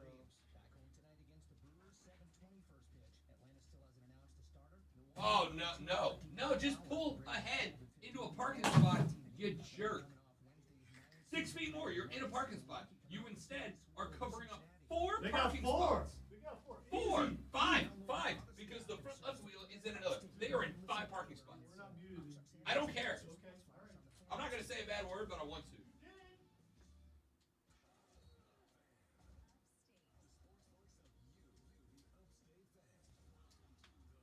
Listen, I wish I had enough cord on this webcam to show you guys what's happening in the parking lot. There is a person in 5 parking spots right now. Five by themselves. 5. It's unreal. It's unreal and it's unacceptable is what it is.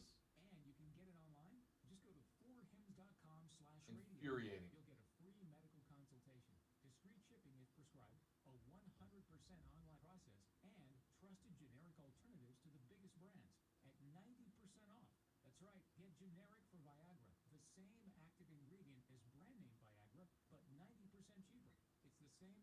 Hey, mute that for a second. Sure. Be right back.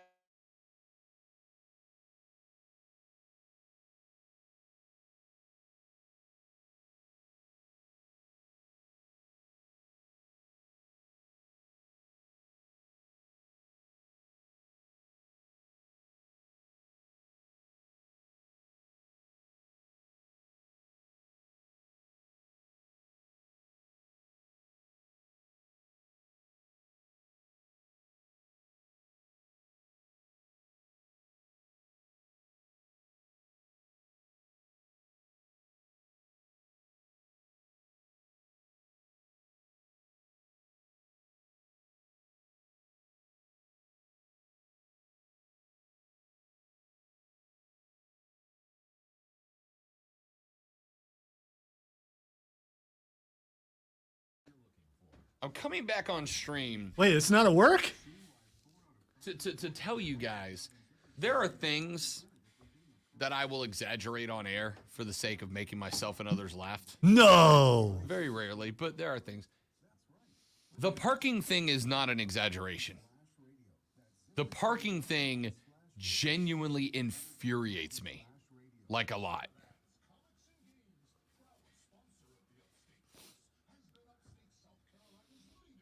Why are you turning around to look at yourself? Because here's why. I realize when I look at the computer. Because I love me some me. Love me some me. When I look at the computer and the camera's over here, you get the side of my face. So every now and then I try to remember to like turn and talk to the camera so that I'm talking to the people on the stream. And then I'm like, what does that look okay when I do that? So then I turn around to watch me, like right there. And then I'm gonna turn around to watch me. And now me on the TV is going to talk to the camera. And now me on the TV is going to turn to watch me on the TV. And then the me on the TV behind the TV is going to talk to that TV. I'm basically Doctor Strange. No, Trey, imagine playing Foursquare, but you like sit right in the middle of the or tic-tac-toe and you're sitting on the grid. That's where they are. That's how I park on Saturdays, but there's no one here, so.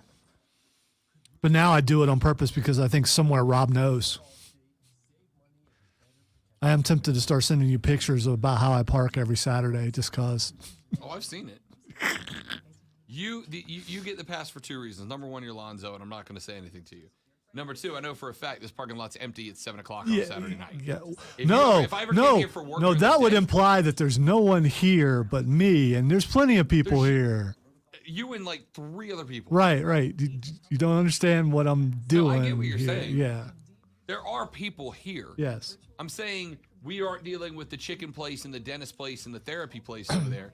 So this parking lot is not going to be full. Well, back in the day on the Upstate Pulse, I started doing that. And so Chris and Patrick and the other guys would park all different kinds of ways to block each other in and all that kind of stuff. So it's an homage to the past.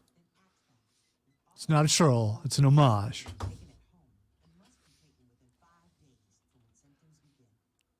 And I hope this electrified toilet has something to do with, leaving the seat up or down or something.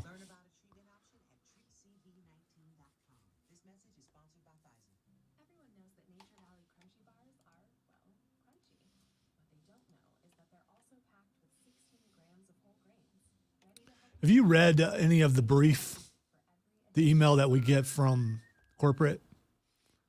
There's a thing on there that really bothers me. No, I have not.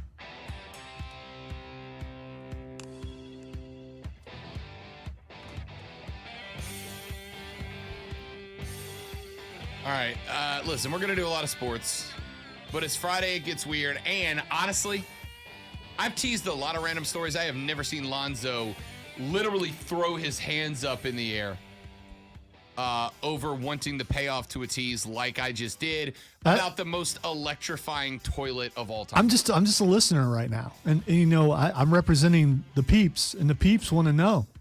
You put it out there. Yeah, the Armada wants to know. I appreciate that. So, for the Armada, here you go. This story broke yesterday evening out of Oklahoma. Oklahoma. There's an apartment complex that was in the midst of a thunderstorm that rolled across the southern plains. Oklahoma, where the thunderstorms come rolling down the plains. I got a buddy, Scooty, from Oklahoma, who every time I get the lyrics of that song wrong, he gets mad about it. Yeah, I don't think we've ever gotten it right. But no, we have, because Scooty texted me one day, and then we did it right one day, and then we immediately went back to doing it wrong. Anyway, thunderstorms came rolling down the plains of Oklahoma City. So the thunder rolled. And the lightning struck.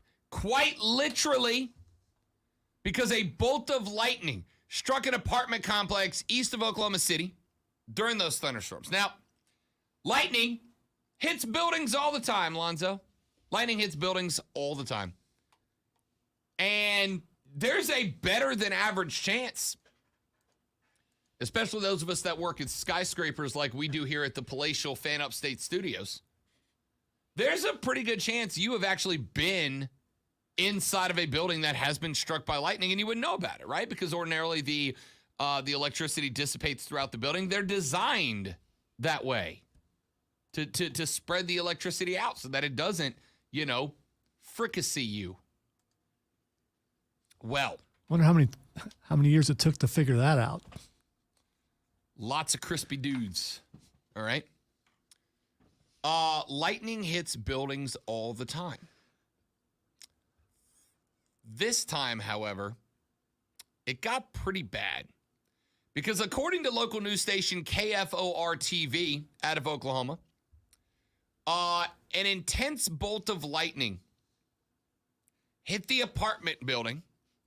For some reason, the lightning strike traveled through the wall, ended up somewhere getting in contact with the plumbing of the house.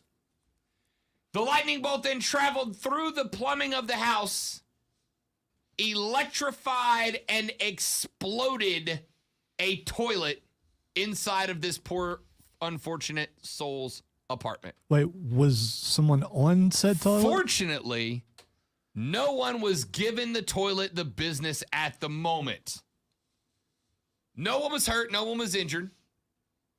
But photos of the aftermath revealed a distinct char mark directly above the singed and shattered commode, end quote. The crapper was decimated by a lightning strike. Now, I have, I don't know, do you ever gone camping, Lonzo? By the way, there's the Komoda Exploda. Yeah, it looks like the second stall in our restroom on occasion. Up here in the building. Thanks, rock DJs. Yes. Y'all know you have those at your house. You can just do that there, right? There's pictures of the commode where the lightning, exploded it, right? It's not like it cracked it. The bowl is gone. It's exploded. And yes, like a grenade. And yes, I've been camping before. There have been spots where I've had to do a little risky business.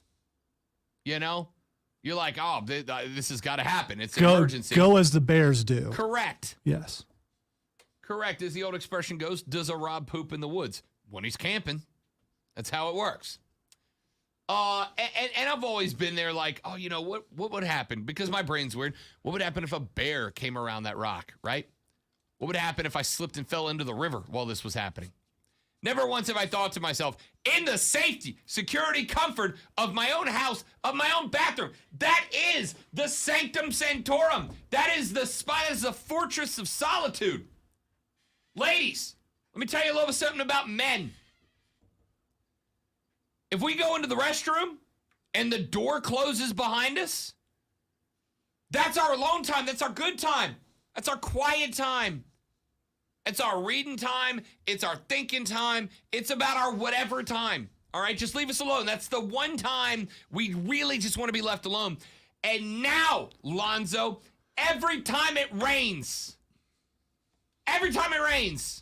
and that nature calls, I am now going to go, I can't do this in a thunderstorm for the sake of getting literally killed with my pants down. Yeah, I'm usually only happy when it rains, but there are times when the lightning is flashing outside that I've thought, there's water beneath me. Yeah. That's probably not a good thing. I've never heard of it before. If you'd have said, I'd have gone, no, this can't happen, right? Like we engineer houses for this to not happen. We engineer houses for this to not happen. And now you're telling me that if a thunderstorm rolls and I feel nature calling and I've got to go do my business, now I've got to speed race it so that I don't get caught by a 10,000 watts of electricity to the keister. That sucks. I'm sure they sell portable lightning rods that you could put around your toilet, and you're good. I don't know what the defense to this is other than don't go in a rainstorm. You know, the most relaxing time of all. Are you skeptical a little bit? A little bit. Yeah, because there's a little bit of me that goes, some kid threw an M80 into the pooper and mom was like, yo, what happened? And the kid's like, lightning. Lightning, mom. She's like, well, what's the smoke? What's the smoke up the walls from? Lightning's weird. Traveled up to the wall. All right, I do have an experience because, you know, I'm Lonzo and I have an experience that goes along with everything. And you guys probably don't think it's real, but it's absolutely real. I was at my friend's house and I was watching TV with his dad, which I would do on occasion because he was a cool dude. And he just suddenly, the TV went out. And I was like, oh, that was pretty wild. And he just looked at me and he was staring at me. Lightning apparently came through the window, went over my head, went through the TV. Then it shot out the other window and blew out the TV at my other friend's house across the street. But that's not weird, lightning coming through the window, but it went over and around my head. Really large obstacle, I get it, but still, it just went and then shot out. So lightning is weird. So I'm 90% sure that probably happened. With the toilet. Listen, I'm going to do my best to convince myself that a kid threw a bunch of bottle rockets into the pooper. It exploded. Dad got mad, was like, what did you do? And kid was, the dog ate my homeworking his way out of it and came up with lightning. Yeah, lightning struck the toilet and only the toilet, Dad. Sorry about that. It could be, I mean, that kind of, you can check out meteorological records to find out there are lightning strikes in the area. You could narrow it down to a percentage to find out if it actually happened. I'm genuinely curious. I'm 100% going to look. Has this ever happened before? Because now you have just added a phobia to me that didn't exist literally yesterday. I was going to say, I'm never in a building like that, but this building's it's only 2 stories, but it could happen here. And we've got lots of metal around us. Well, here's all I'm saying. Including that huge tower right out there. Here's all I'm saying. This morning, Alexa told me that there were thunderstorms coming to the area this afternoon. Soon as we're off the air, I'm gonna go as every mother has ever said, even if you don't think you have to go try. I'm gonna try. Because I'm not about to be sitting on one when the next time a lightning storm rolls by. I'm not taking the risk. We'll go downstairs and do it because you're probably safer down there. Texter said, you need to ask Nine from the Rise Guys about his house/toilet explosion. Knowing the Rise Guys, that story could go one of 2 very different ways. All right? Here's what I am going to tell you. Yeah, I got money on that other way you were thinking of. Here's what I am going to tell you. Starting next Thursday, we will be doing Fight Club with the Rise Guys. They will be joining us to talk wrestling on Thursdays. Confirmed that yesterday. Matt Man and Nine will be joining us on Thursdays starting next week. We were going to do it yesterday, but they had to get out of here because they had their remote saltwater kitchen, which was a lot of fun, by the way. Do you feel beard intimidation when someone like Matt comes in with that thing? Not really. I mean, you know. If I had the discipline, I could do it. I just get one day I wake up, my beard's itchy, and I shave it all off. He's got a good beard though. It makes Diesel's look nappy. Yeah, in comparison. Yeah. Turns out when you have your own line of beard products, you should use them and do well. Ah, okay. Yeah, didn't know that. Anyway, Matt Man and Nine will join us for Wrestling with the Rise Guys and Fight Club with Lonzo starting next Thursday. Looking forward to that. Let's take a break. Back after this, 1 hour left, and it will be. I was going to say it'll be all sports the rest of the way. It won't be. Back after this on the Rob Brown Show. It's the Fan Upstate.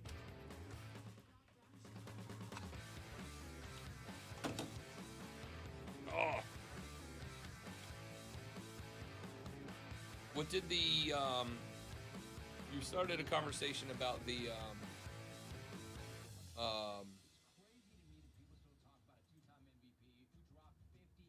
newsletter from corporate saying something. It's about fishing. Oh, yeah, okay. They did that. They did what? That was a test to see if people will click Was it on really? That's what it says according to the newsletter. I don't believe it. That's what it says. That's what it says. Read the newsletter. It's in your email.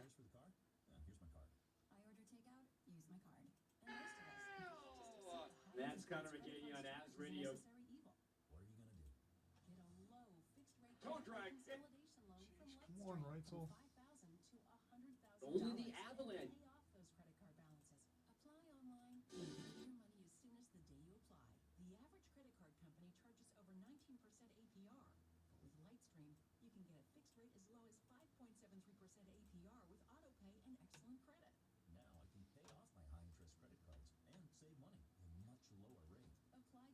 I'm ready to hit the bar because I told my boss I don't feel safe in the office. ... bathroom.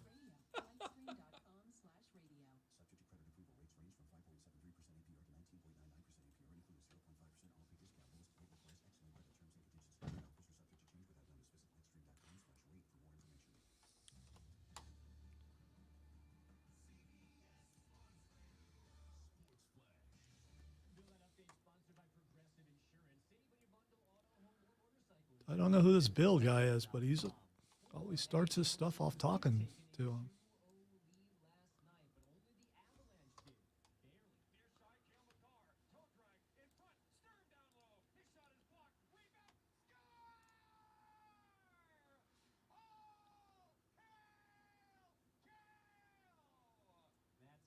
That hockey announcer was very excited. Some practice to me. I'm not mad at him for it.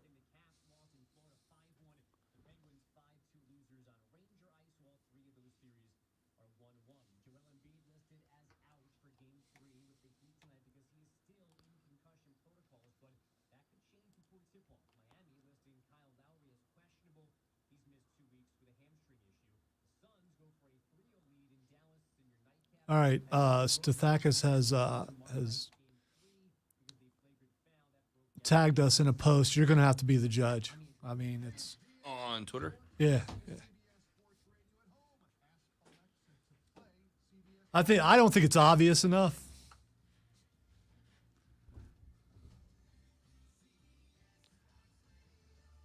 Form check. I like the not. You're not To talk about it? No. What fingers is he holding up? Oh yeah, no, I get that. I'm saying like, what's the? I mean, yeah, I respect the guy not even dropping his cell phone to throw a bird. It's.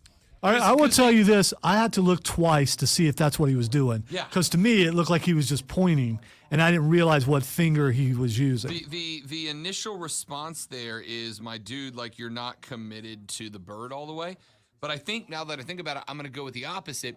You are so angry, you can't even spend a second to put the phone down to express your anger. My dude went straight to the bird. Like, he's like, I'm not even putting my phone down. I gotta bird through this. You know, speaking of that, I was thinking last night while I was in the theater that I hope Rob's new greeting doesn't spill over to me. I didn't even think about that. Yeah, because I don't need that, and my wife might say something. So it's like, don't do that. Well, Courtney absolutely will say something, and she still does not know that this is a realistic possibility. It happened yesterday, one time at the Rice Guys event, but she wasn't anywhere near me when it did, so there was no consequences yesterday.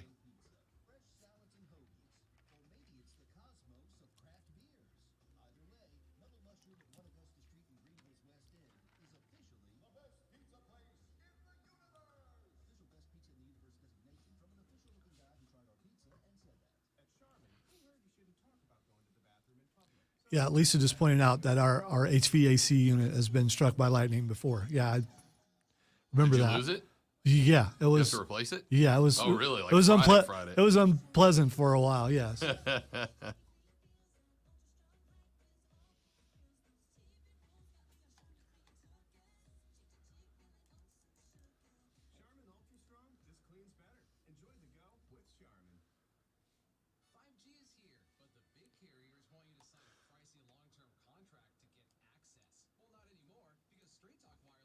We always had a joke when I was doing the morning show with Russ about if a tornado was coming towards the building, would I tell him or not? Because his back was to the window. Ooh. It was always like, yeah, if you look over, I'm not here. It's probably too Radio late. through it, buddy. Yeah, probably too late. Radio through it. Oh, he would have did the play-by-play. I mean, where would we too. at that point? Where What do you do? Yeah, you might as well. You can't go. I mean, your only option here is just go down to the middle of the building and hang on. I don't know. The bathroom might be kind of a safe place. I'm not sure. I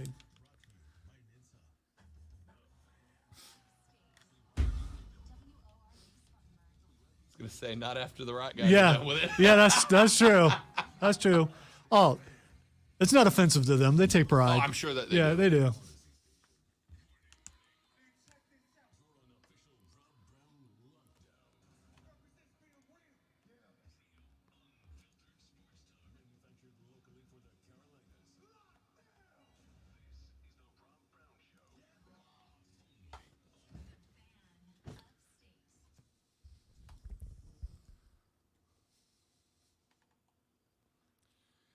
The third, the final, the best, the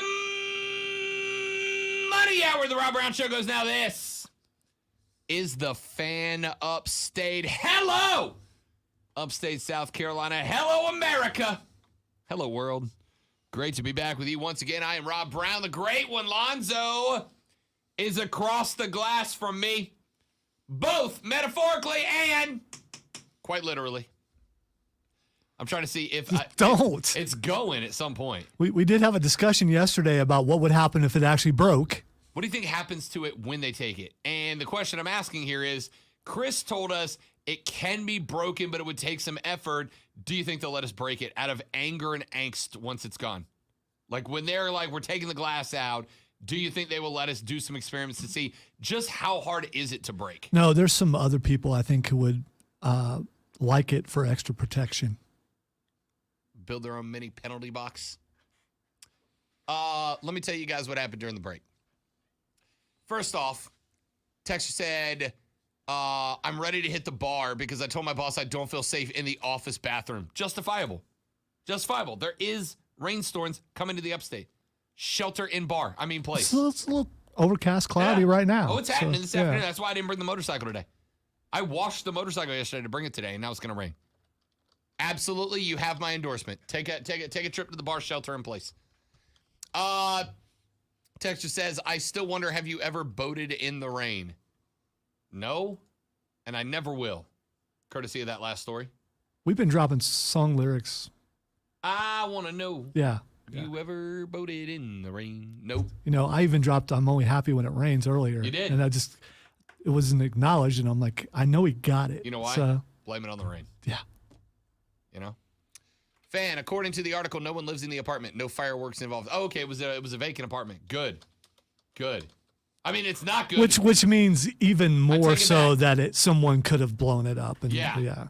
I'm gonna. In my head, that's what happened. There was somebody that went in there just to see what would happen. LOL, they didn't get caught, and they're like, what could this be? Must have been lightning. I just want to say, just because it's supposedly vacant doesn't mean that it is. Correct. Whatever it takes for me not to believe that lightning can kill me from literally below. All right. Let me say this real quick. I'm not going to spend a ton of time on it because I don't think it's relevant. I don't think it's important. I think it's a crap story. Not a crap story like it doesn't deserve to be told. Obviously it does, but I think it's if you use this in a sports related context, don't. All right, just don't. The story is obviously, I don't know if you've heard about it, Zoe, Dabo Sweeney's brother. Dabo's brother, Henry Irville Sweeney, has been arrested on charges related to child pornography. Arrested on the 23rd of April by the Pickens County Sheriff's Office on one count of second-degree sexual exploitation of a minor, according to a news release from the South Carolina Attorney General's office.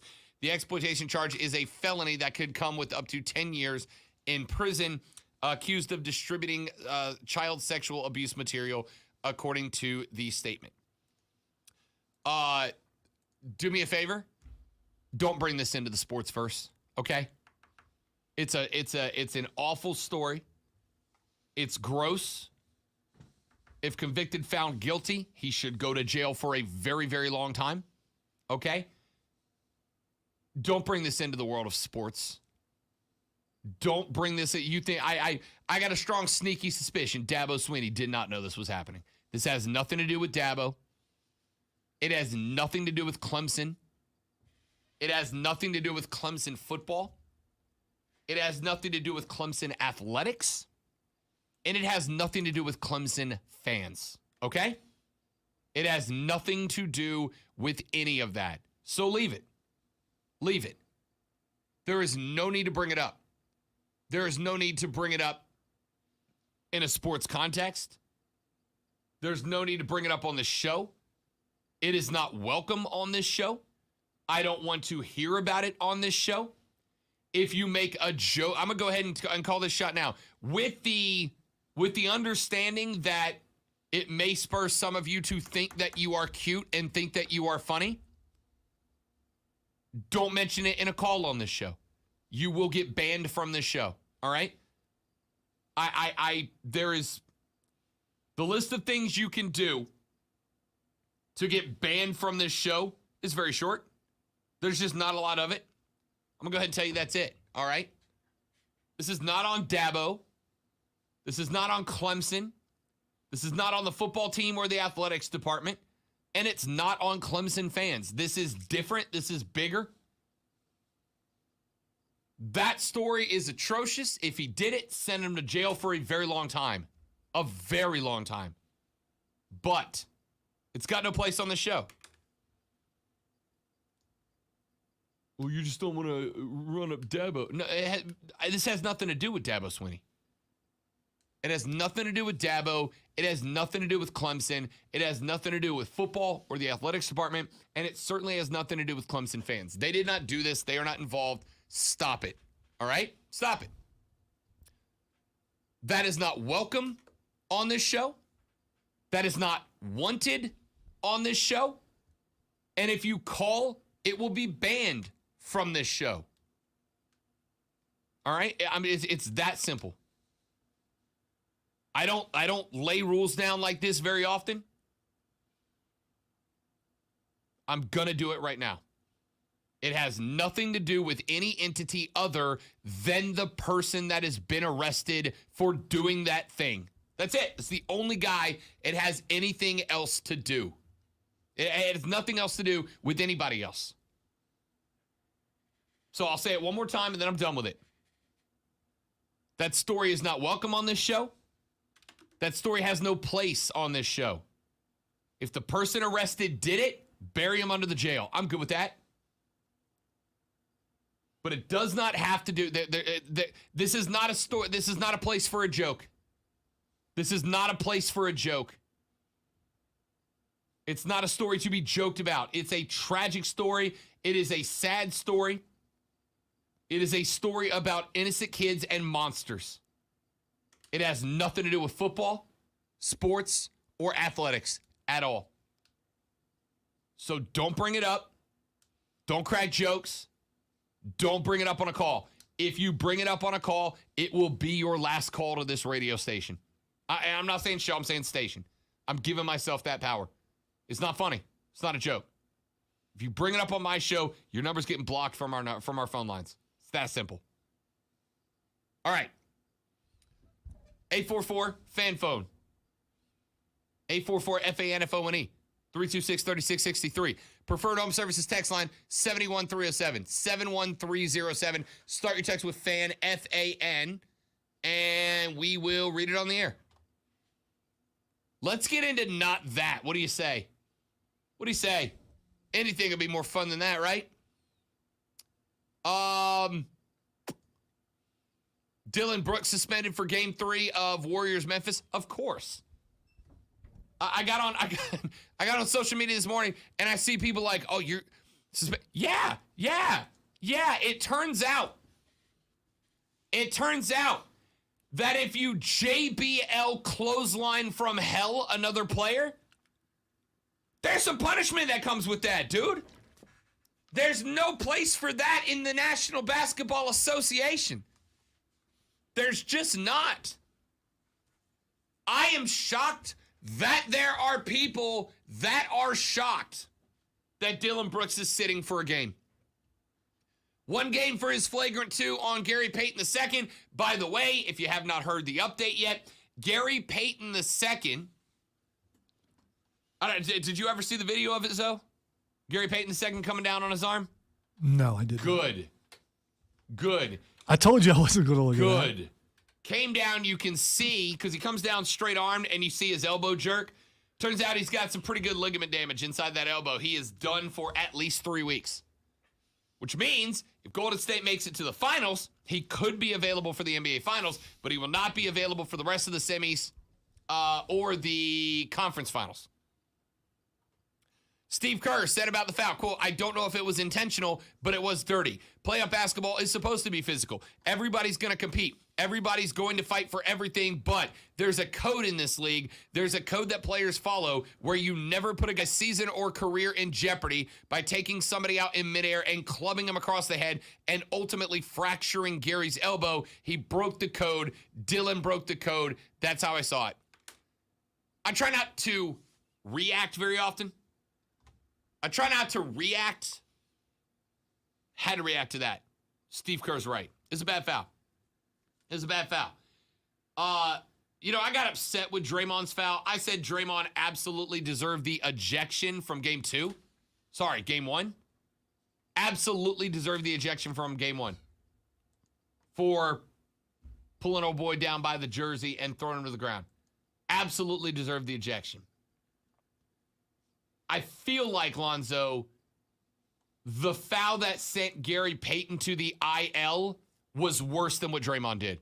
What Draymond did was bad, but Draymond yanked, but then he held him and let him down to the ground. You know what I mean? It was a bad foul to stop the easy bucket, but then he caught him and he brought him down to the ground, and after on the ground, he made sure he was good or whatever before he stood up. What Dylan Brooks did was a WWE finisher that broke my dude's elbow. Well, it seems to be that there are a lot of that the NBA playoffs has went back to the 1980s, and I wonder if it's going to continue because there's been the series. There's been really bad fouls on. It seems like every series is having these kind of things going on. Yeah, which is Luka got smoked a couple of nights ago. Yeah, what changed? Because I don't think it's been like this the entire season, has it? I mean, not that I've seen. It's just I don't think it has. Is it just the refs are backing off? I got to think there's some element of, because what's the biggest complaint about the National Basketball Association, right? These guys get away with so much and there's no defense, which is a lie. JJ Redick made a really good point. I think he was talking to you personally, Alonzo, because a couple of weeks ago, he said, if you make the argument there's no defense in the league, you're wrong. It is that the offensive players in the league are so much better than they have ever been in history. You could have the best defenders in the world, and they would still have guys putting up 35, 40 because they're that good. And he said, stop hitting me with college is better. We play more minutes per game with more guys playing per game. Of course, it's a different game of basketball. I think the NBA's biggest critique has been the refs are bad, so the refs have tried to back off in this playoffs, and when they do, the boys still have competitive juices, and they're trying to win. I said the other day, Golden State v. Memphis is a series you love, Zoe, if you liked the bad boys. I still don't understand the people who say college basketball is better. No, it's not. The best players are in the NBA. And no, it's not good defense in college basketball. You just can't shoot. And that's how look at the defense. No, they just missed 5 shots in a row. That's not defense. Those were open looks. You just can't shoot. There is defense in the NBA, just James Harden doesn't play it. I'm here for the personal takedown. And also accurate statement. Very accurate statement. Look, it's very simple. It's very simple. The NBA has the best basketball players in the world. That's not a question. That's a statement, yeah? That's an absolute statement.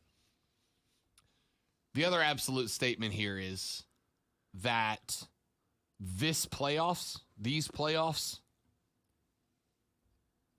I don't want to be knee jerk. I don't want to give into recency bias here. Best NBA playoffs I've seen in a while, and we're 2 rounds in, right? Because it's physical. These guys are beating the hell out of each other. And I'm not talking about just Golden State and Memphis, which is a great series so far. Think about this. Golden State and Memphis. We got blood. We got broken bones. We got multiple ejections. We got smack talk. We got guys dancing after teammate 3-pointers. We got guys hyping up the away crowd after they get tossed. This is a WWNBA playoff series, and I'm in love with it. Well, the other thing is, coming into the playoffs from the very beginning, you could look at almost every team and go, yeah, that team can win it. Yeah. So there's no team where you go, oh, well, that team's got LeBron on it. Yeah. That team's got KD on it. They're going to win. Well, LeBron and KD are not in the playoffs anymore. Bounced. That's right. LeBron didn't even make So it. that's it.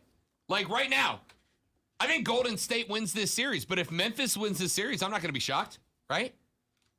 I'll be pleased, but yeah, I wouldn't be shocked either. Oh, listen. I like Steph. Unlike Zoe, I like Steph. I like Clay. I love Jordan Poole, but I'm a Ja guy, all right? Ja rules. I'm a Ja guy. I'm in. The Celtics or the Bucks, either one of those teams could win this playoff series. I was going to say Heat and 76ers, but unless Joel Embiid comes back, the Sixers are done. No, Harden can't do it by himself. He just can't. Nor could he ever. That's also true. Unless Joel comes back tonight, the Sixers are going down 3. They're toast. The only team in the playoffs right now that I will say cannot win it, Lonzo, is the Mavericks. And that's not because the Mavericks aren't good. It's because the Suns, after D-Book came back from his injury in the series against the Pelicans, the Suns are playing different level basketball right now. It is not that the Mavericks aren't good enough to beat the rest of the teams. It's that the Phoenix Suns are that good right now. Well, and Luka's not enough. That's That's really what it comes down to. Luka's not enough. And he's getting his, but nobody else is. Correct. That's correct. The Mavs are the only team in the playoffs that cannot win that cannot win right now. They're done. And unless Embiid comes back tonight, they'll be joined by the Sixers. Because if the Sixers go down 3, they're toast. Texas says the NBA is only worth watching during the damn playoffs. You know what? I disagree with that sentiment, but I understand it. Because these playoffs are really good. Really good so far. Texas says college basketball was better when the best players stayed longer than 1 year. Zoe? Yeah, that was my point. That's absolutely my point. If you are still there after 1 year, you're not a superstar. More than likely, there are players that take a while to develop, but if you are there for 4 or 5 years, you're not very good. I mean, you're good enough to play on that team, but that's it. Yeah, but it's always been 2 years. Like it's never the best players were always going in after 2 years. No, it's 1 year now. Right. But I'm saying before one and done, the best players stayed 2 years and then they went in, right? So you're getting one extra player, one extra year superstars. The majority of your players are still not going to. But here's the thing. Here's the thing with 2 years, at least you can get some overlap where there's one person on their way out, but another person's been there for. I mean, I think that helps. But they just can't shoot. I really want to watch. I do, and then I get there and I get excited for the hype when the tournament comes around, and then it's like, okay. No, he missed that shot. That wasn't defense. There was no one in his face. They stood back and said, go ahead. We know you can't make it. And they were right. Do players in the NBA miss shots? Yeah, they do, but not at the percentage of college players. Sure. All right, let's take a break. We'll come back. Fanboy Friday. Lonzo and I take all the nerdy stuff we talk about in the Fortress of Nerditude and bring it over here on the air for just a minute. We both saw Doctor Strange last night. We will give you our spoiler-free, we are going to try review of that movie.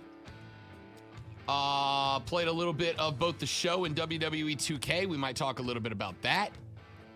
And Michael Stathakis has sent us a video. We are going to do a bird breakdown if we have time. And then Twitter to wrap it up. I'm Rob, he's Lonzo, and this is the Fan Upstate.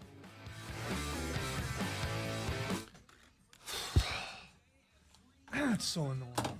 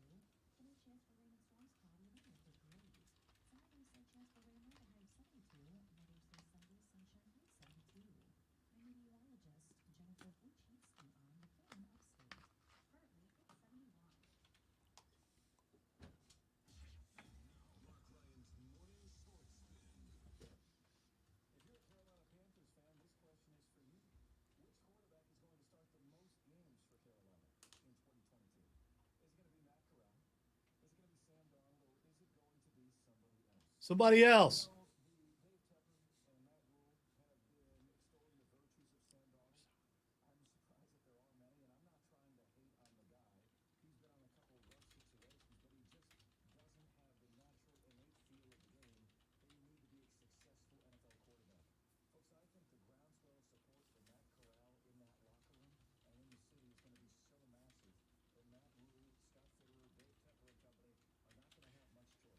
What trailers were on before the movie? Did you see any? Yeah. Thor: Love and Thunder. Yeah. But it was the one that's already been rolling, so it was nothing new. There were only like 3. Thor. We had a lot more when we were. I'm trying to think of what the other. Was Maverick on? Where? Okay. Yeah. We got Thor. We got. Although after, and this probably doesn't affect you this way, but after Tom Cruise just went off and threatened to fire everybody and everything, it's like, dude, come on. I mean, I get it, but I mean, when that went viral, it just. Didn't bother me. Yeah, I know, but it just it bothered me, but not for the reason you think. I think you do stuff like that knowing it's going to get viral, so people will see where you stand on something. That's fine. I mean, something like that should never have gotten out. And By that philosophy, no celebrity can ever say anything because they're always on camera. and he's really short, and that really bothers me too. I mean, you know. That actually only works for Top Gun because you have to be short to be. Yeah, a fighter pilot. I know.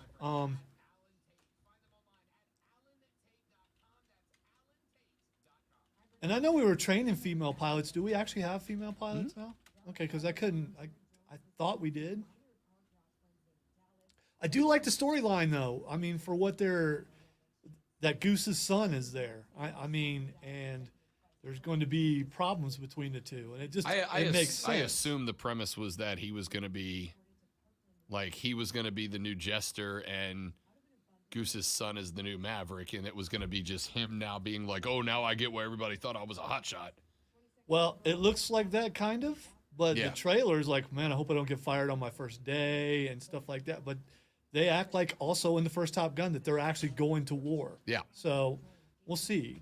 And the new camera system, if you've seen some of the behind the scenes stuff, that just I'm wondering if I'm going to get ill watching the movie. I was going to say, are you going to have problems watching? Because I've seen some of the clips of like some of the actual flying, and it looks like it's going to be a lot. And I saw earlier for the premiere, they did the premiere on an aircraft carrier, and he came in on a helicopter. No joke. And then he said, the reporter asked him why he wasn't flying it today. He's like, oh, I fly that helicopter all the time. I just didn't today. It's like, okay.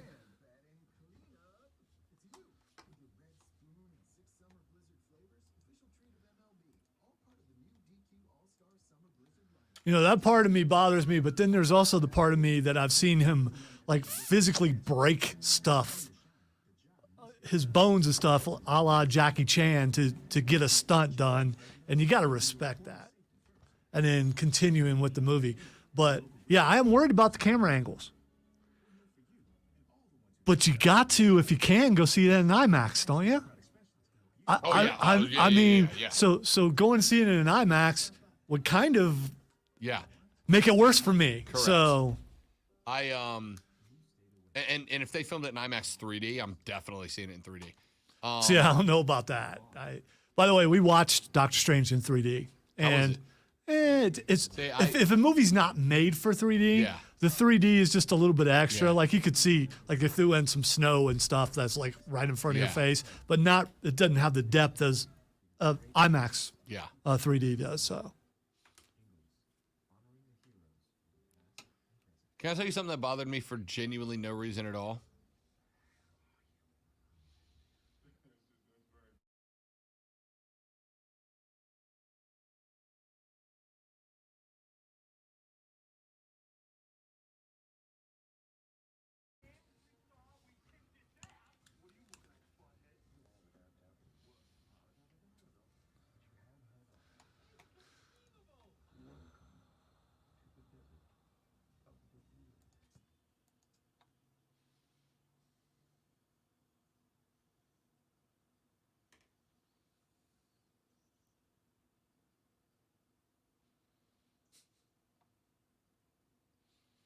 I forgot that the lightsabers were my cue. Hey, it's Fanboy Friday.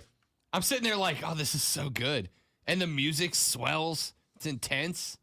Lonzo's looking at me like, hey, idiot, are you going to go? Yeah, eventually.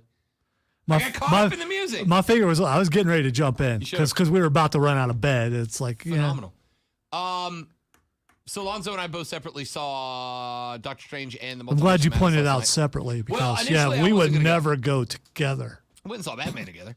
I would have gone last night, except for I had initially planned on putting it off to see it with the lady friend because she said she was interested in this. I thought post Endgame we had hit a spot where she was going to bail. Like a lot of, and I don't say this, a lot of people take this as a term of negativity. It's not meant to me, but very casual fans, right? Like fans that jumped in because of Robert Downey Jr. and Chris Evans and Chris Pratt and the fact that there was an A-list cast in the first round of the Marvel Cinematic Universe. I assumed a lot of casual fans were going to bail after most of the biggest names have begun to exit the MCU and we're transitioning to the next set of Marvel characters. And on top of that, and I think this played out to some degree last night. So Zoe and I both saw it. We were talking about it today. And the more we talk about it, Zoe, this was easily the most comic book movie we've seen so far, right? Both in a lot of the details from the story inspiration showing up in this movie to the overall look and feel of the movie to it is just getting, and granted it's Doctor Strange, so it's by definition going to be more surreal than all the rest, but it got so surreal last night during this movie that I thought to myself, I am curious to see. The lady friend's got to watch WandaVision. She's watching WandaVision through this weekend and over next week so that she can go next weekend to see Doctor Strange. But I kind of think that by the end of Doctor Strange, she's going to go, okay, it's too comic booky, I'm out now. Because it was very, very comic book video gamey. It was, but at the same time, I expected that from the trailers, from everything else, and it's not a turnoff for me because that's what I want to see. I enjoyed the movie, but there is a couple scenes that you and I talked about I think are going to bother some people, just because I think there are people, well, that's unrealistic. Hello. The entire thing is, that's the whole point of, it's not. I want to see how it's going to do as far as money-wise goes. It was an opening night last night. My theater was not very full, but the IMAX was sold out to the degree to where we would have had to sit up front, so we went to a different showing. And this is a Marvel movie, so it's on more screens than what a normal Thursday night opening is, because at least at the theater I go to, they usually only have one, maybe two screens. They have multiple screens for it. So there wasn't a lot of people in there, and people still don't realize you can go see a movie on Thursday when all of the billing is for tomorrow. Even all the TV ads and everything say tomorrow. They don't say that it opened last night. But as far as the theater itself, there are a lot more cars there on a Thursday night than there have been for a while. So I think that's a good sign. I think he's going to make money. I think it's good.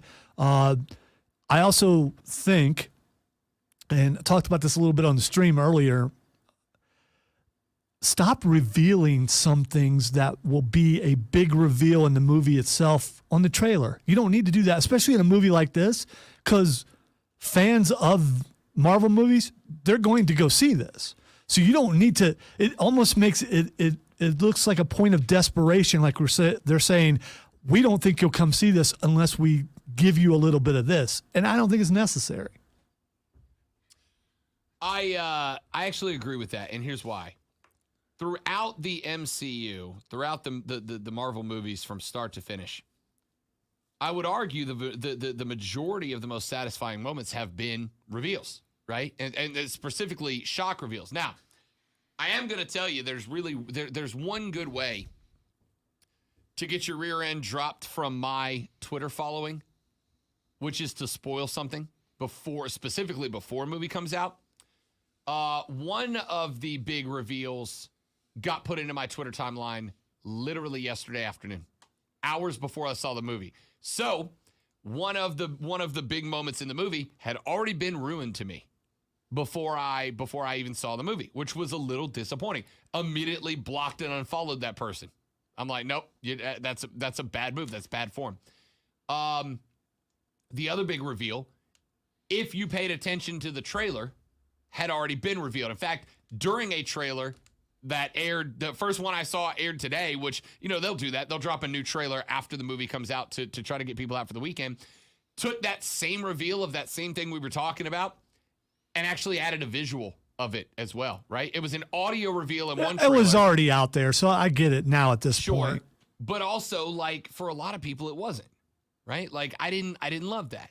But it did make one of the other ones, the reveal, even though it was rumored, was still good because it wasn't on the trailer. Correct. So there was no clue to that unless you either went looking for it or you had a jackass on your Twitter timeline that revealed it for you. That being said, I think it was an exceptionally comic booky movie. It was a very comic booky movie.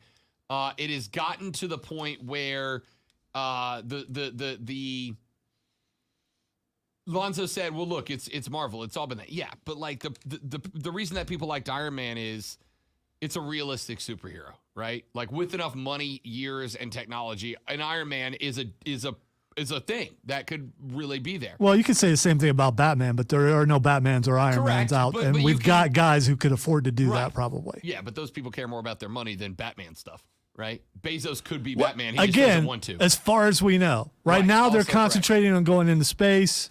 They might get into being a vigilante later. Absolutely.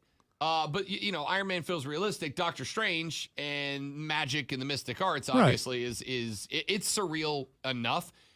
But then the concept of a multiverse, which, by the way, there is a real-life concept to the multiverse. Like, the multiverse is a real-life theoretical possibility that there are multiple universes, and ours is one of many, and ours is one where the laws of physics within our universe just happen to shape up in a way that life can exist within it, and other universes that exist in the real multiverse possibility. There may be laws of physics that prevent life, that enhance life. We don't know. It's all theoretical. In this, obviously, they weave it into real life, they work dreams into the equation and what those mean within the multiverse. I thought they did a really good job, though, and I think if you are a Marvel fan, not a celebrities within the Marvelverse fan, but you're a genuinely like a Marvel fan, you will like this movie. I think they tried to jam a lot into one of, not that it's a short movie, it was what, 215, 220 running time. Especially if you stayed all the way to the end. Yeah. But which you should, by the way. Do not leave. The final scene is very important to the entire Marvel universe. You do not want to pass that up because people are going to be talking about this and you're not going to have a clue what it is. So you need to stay all the way till the end. I think they try to jam a lot into a little bit of time, but it worked. It worked. I thought I've always said the best bad guys are the ones who you understand, but they Yes. take it too far. This bad guy was very understandable, very relatable, especially if you're like in the group that made her or him or them, bad guy, drive towards what they're driving towards. That was close. You can relate, you can understand, but then takes it too far. I loved it. By the way, you were talking about comic booky. There's something going on tomorrow that I want to mention that I don't think Rob knows about. Tomorrow is Free Comic Book Day, which means you can go to your local comic book store and pick up some free books. Not just one or two. It's usually like 6 or 7. So Borderlands Comics and Games around the corner. Who Official sponsor of the Upstate Pulse. Yes, they're beginning at 11 o'clock. So you go there. So maybe you have a kid who you may want to see if they want to get into comics. Take them over there. All you do is you stand in line, you go in, and there'll be 2 racks, and you can pick the amount of number they tell you. Just go through and pick. And there's a variety of all different kinds of comic books, from Marvel to DC to independent to manga to all that kind of stuff. So it's a really, really cool deal. So if you like going to Doctor Strange and you want to check it, I bet there's probably going to be a Doctor Strange comic book on the rack. You should go check it out because it's free. There you go. Can't beat it.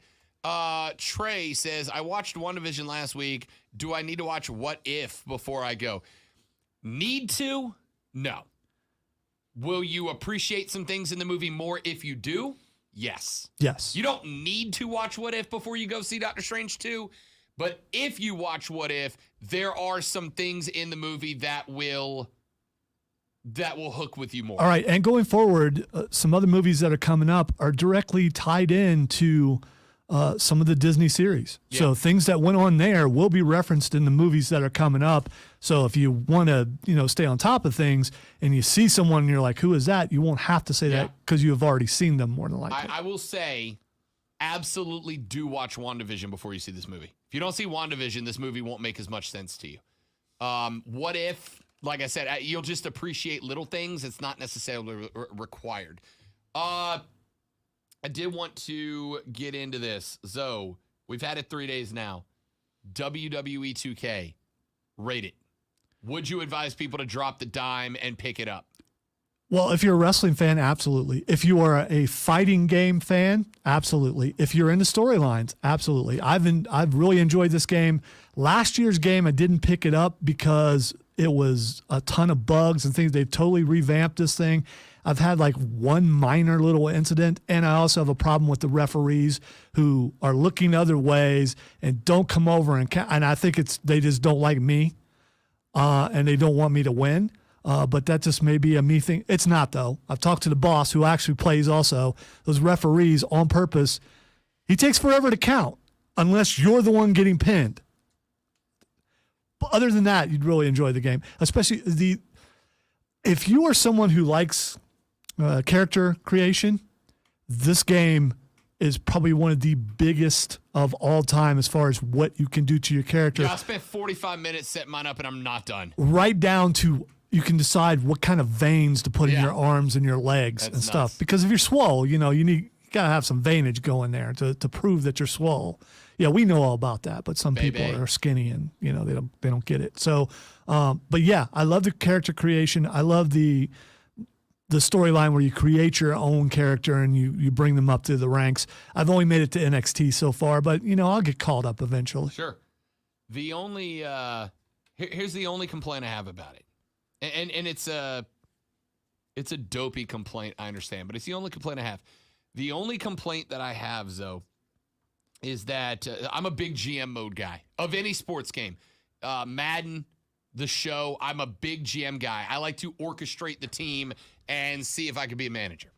So they have a GM mode where you, instead of wrestling, I mean, you can wrestle in it, but instead of wrestling, you book shows, right? And you book shows on a tour that leads up through premium live events, pay-per-views, and you book. So I started doing that because I have told Lonzo many times, I feel like me and Zoe book for WWE better than WWE books sometimes. Like, just off our cuff, come up with better storylines than they do. So I thought, let me put that to action. And I started going through. Here's the problem that I have with it. Either act in full kayfabe or no kayfabe at all in the GM mode, but it walks the line, right? Like it walks the line. When you play GM, they have like a cut where Steph introduces you to the concept of being the GM, and it's very out of kayfabe, right? She's like, you do this and you book this and you're booking this guy and that guy and you do it. And it's just it feels very like, okay, I'm a wrestling fan that knows wrestling's fake. I like this angle. But then once you get into it, like you can book the matches and you can schedule promos and what kind of promo a wrestler cuts and when they cut it within the show.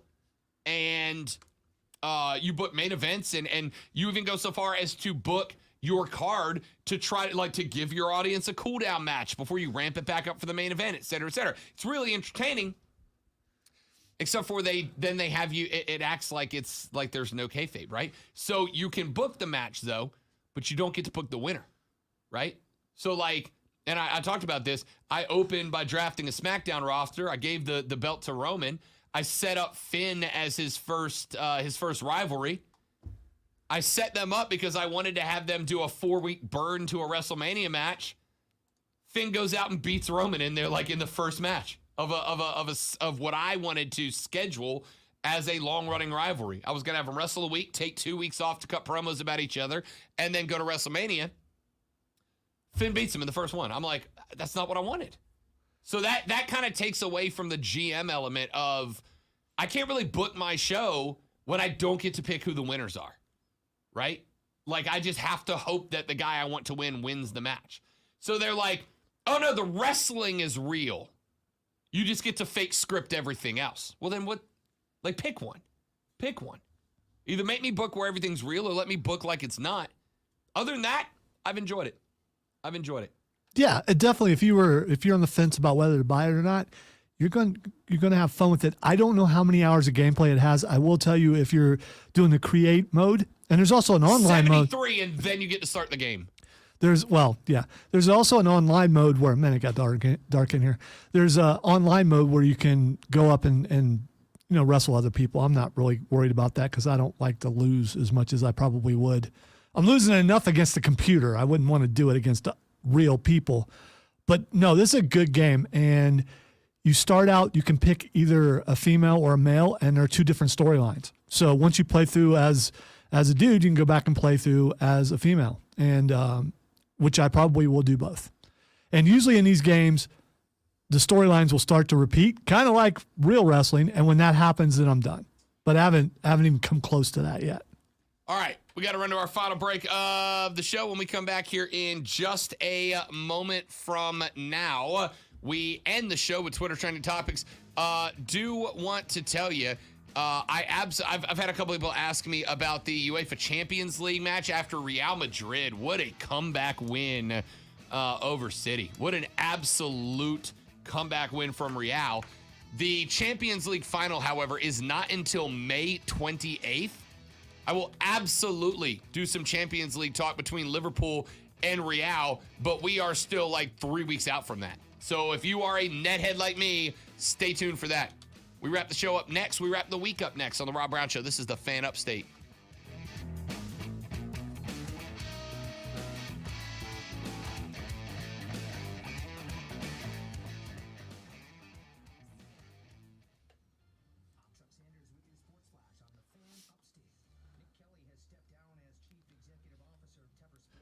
I want to reply to Frisbee's response because he put in a Prince gif, but I can't. It's Prince. I can't. I just don't want to. I don't want to sully it. He already sullied it. Did you read the quote? I read it. I did. You don't need context. Prince was used in some way. That's all that matters. It got dark in here real quick.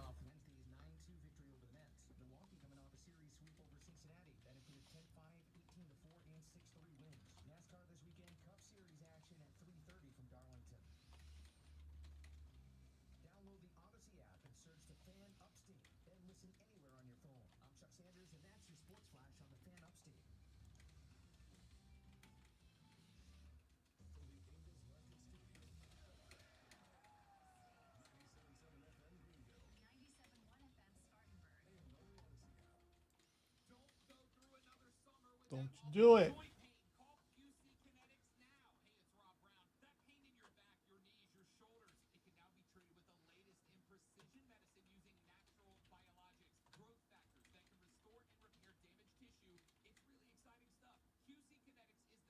I always psych myself out when I talk about the storm thing. Now, every time I look to the right, I think I see something swirling. You ever seen a tornado, like in real life? Dude, yes. I've seen one like rotation, but it never touched the ground. So I've never actually seen a tornado. It seems like one of those things that I'm like, I really want to see one in real life. And then you would and be like, I regret saying that. I have seen multiple. Really? And yes, and it's not a not a fun experience. No, and we had a siren on the pole outside of our house, so you could feel it whenever the siren would go off, which would go off way too much. I've told this story before. I thought you heard it. There's a movie called Twister. In the middle of Twister, they're at a drive-in. Well, the drive-in, we were at the drive-in watching Twister. And the drive-in that we went to see Twister at had been torn down by a tornado a few years before. Wow. In the middle of the drive-in scene on Twister, I kept hearing a sound. I'm like, wait a minute, that's not on. And we had those speaker things that you put in the window. This was before you could do it on your radio. Turned it down. The actual tornado sirens were going off. There was a tornado in the area when we were watching the tornado scene on Twister at a drive-in that had been torn down by a tornado. No thanks. And by that time, there's no sense in going anywhere. I mean, because you're out in the and where are you going? And luckily, I think I found out later that a tornado had went over the thing. But we live at the end of a street. Several times, tornadoes were sighted coming directly down our street, and then going up over our house and hitting places behind us. So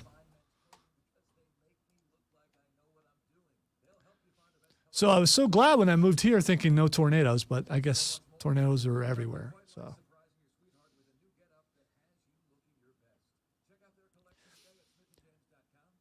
and if I recall, the other movie on the double feature for the drive-in was Independence Day. Nice. Yeah. Nice. Which I still watch every time it's on. Me too. We will not go quietly into that dark night. My favorite is Why We Are Here. Nobody knows. Harry Connick Jr., my man. Just out of nowhere. The best. Hold me. I don't know if Will ever smacked him or anything, but the rapport between the two was great. Yeah. No, that was pre-Jada. And then had not been corrupted by and Jada. then they just straight away kill him. I was like, dude, you just killed off the best character. Connick was great in that. Jr. was great.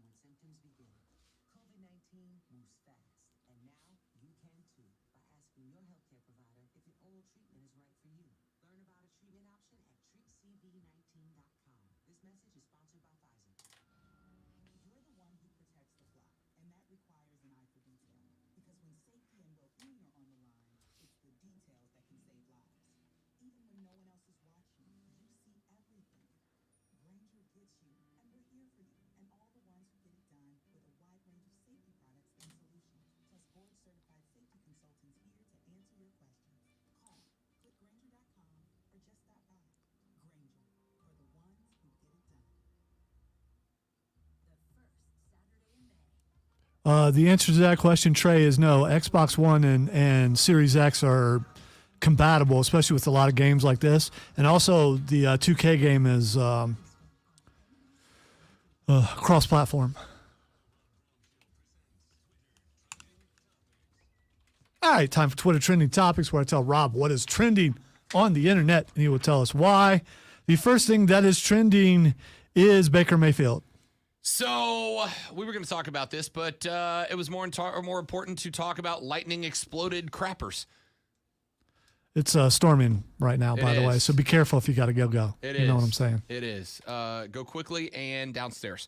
So anyway, Baker is trending because there was a number of, let me phrase that. I'm assuming Baker is trending because a number of articles have come out in the last couple of days saying that Baker and the Browns are kind of coming to a point where they're both realizing we might be stuck together this year, right? Because the Browns aren't just going to let Baker walk and still have to pay him money. And for Baker, there may be nowhere to go. Pete Carroll came out today and said, "Yeah, I don't think we're going to trade for a quarterback. I think we're gonna have what we have, right? I think we are what we are at this point." And there's really no other teams that need one now, right? The Panthers don't necessarily need one. And even if they did, they would wait for Baker to get cut before they made a trade for him and gave up resources. Well, now it looks like the Browns may not cut him. They may just go, you know what? It'll be better off for us to just pay you to sit home, right?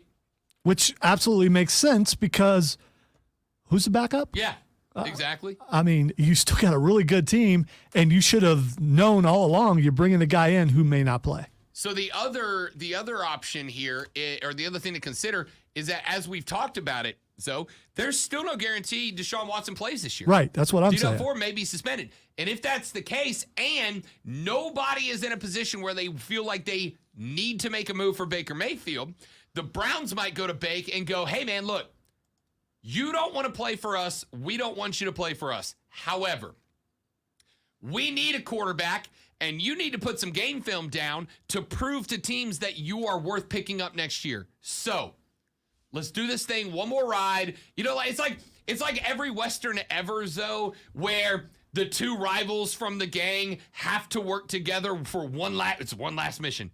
One last guy, right? One last time. We got to go one last time. Baker and the Browns might be forced into one last ride together so that Bake can put down some film to prove he's worth it, and the Browns can just have a quarterback without pulling one out of their janitorial staff. All right, so perfect scenario, Baker Mayfield takes Cleveland to the Super Bowl and wins it. I would lose my mind. That would just be so then what do you do? What do you do? Mind. Oh, it'd be amazing, right? It would be amazing. Won't happen, but it would be amazing. It goes now, trade me. I'm still blown away that Rhodey said that Sam Darnold's better than Baker Mayfield. Yeah. Come on, Rhodey. I think there's some vitriol there for some reason. So. Yeah, you could see it. All right, the next thing is trending is Big E. Big E said that his what is it, C1 vertebrae is not healing correctly. It's not healing the way he wanted to heal. He said they're still hoping to go through enough therapy to avoid surgery, but it's not a guarantee, which is too bad because with Drew and Roman going at it this weekend, I could see a spot where Big E could slide in there and become kind of the top mid-card big dude. Man, I hope it works out well for him. I'm a Big E fan. Yeah, me too. The last thing is Antonio Brown. Antonio Brown is trending because Antonio Brown absolutely went bananas on Colin Kaepernick, called him a fake justice warrior, said he didn't really do anything. Antonio, it is your own fault. You did this to you, Antonio. Not Cap, not nobody else. Antonio Brown did this to Antonio Brown, nobody else. Dude, settle down, throw your jersey on the bench, and disappear, my guy. You're done, and it's your fault. That's it for us. Y'all have a great weekend. Don't drink and drive. I'll punch you in the face. Lonzo and I will be back to win more awards on Monday. For Zoe, I'm Rob. Thank you for listening. You guys are the best. We'll see you back here Monday on the Rob Brown Show in the Fan Upstate. Later, brother.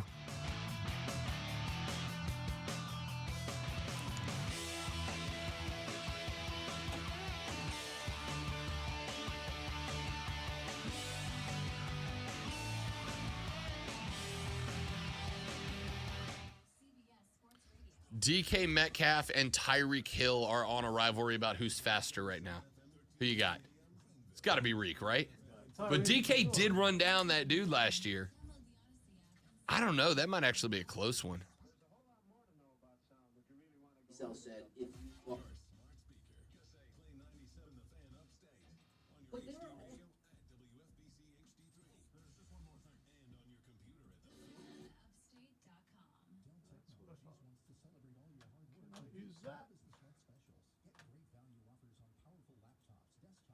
Time to do some ciphering.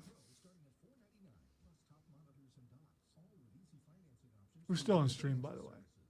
Sure are. Bye, stream. See you Monday. Thanks.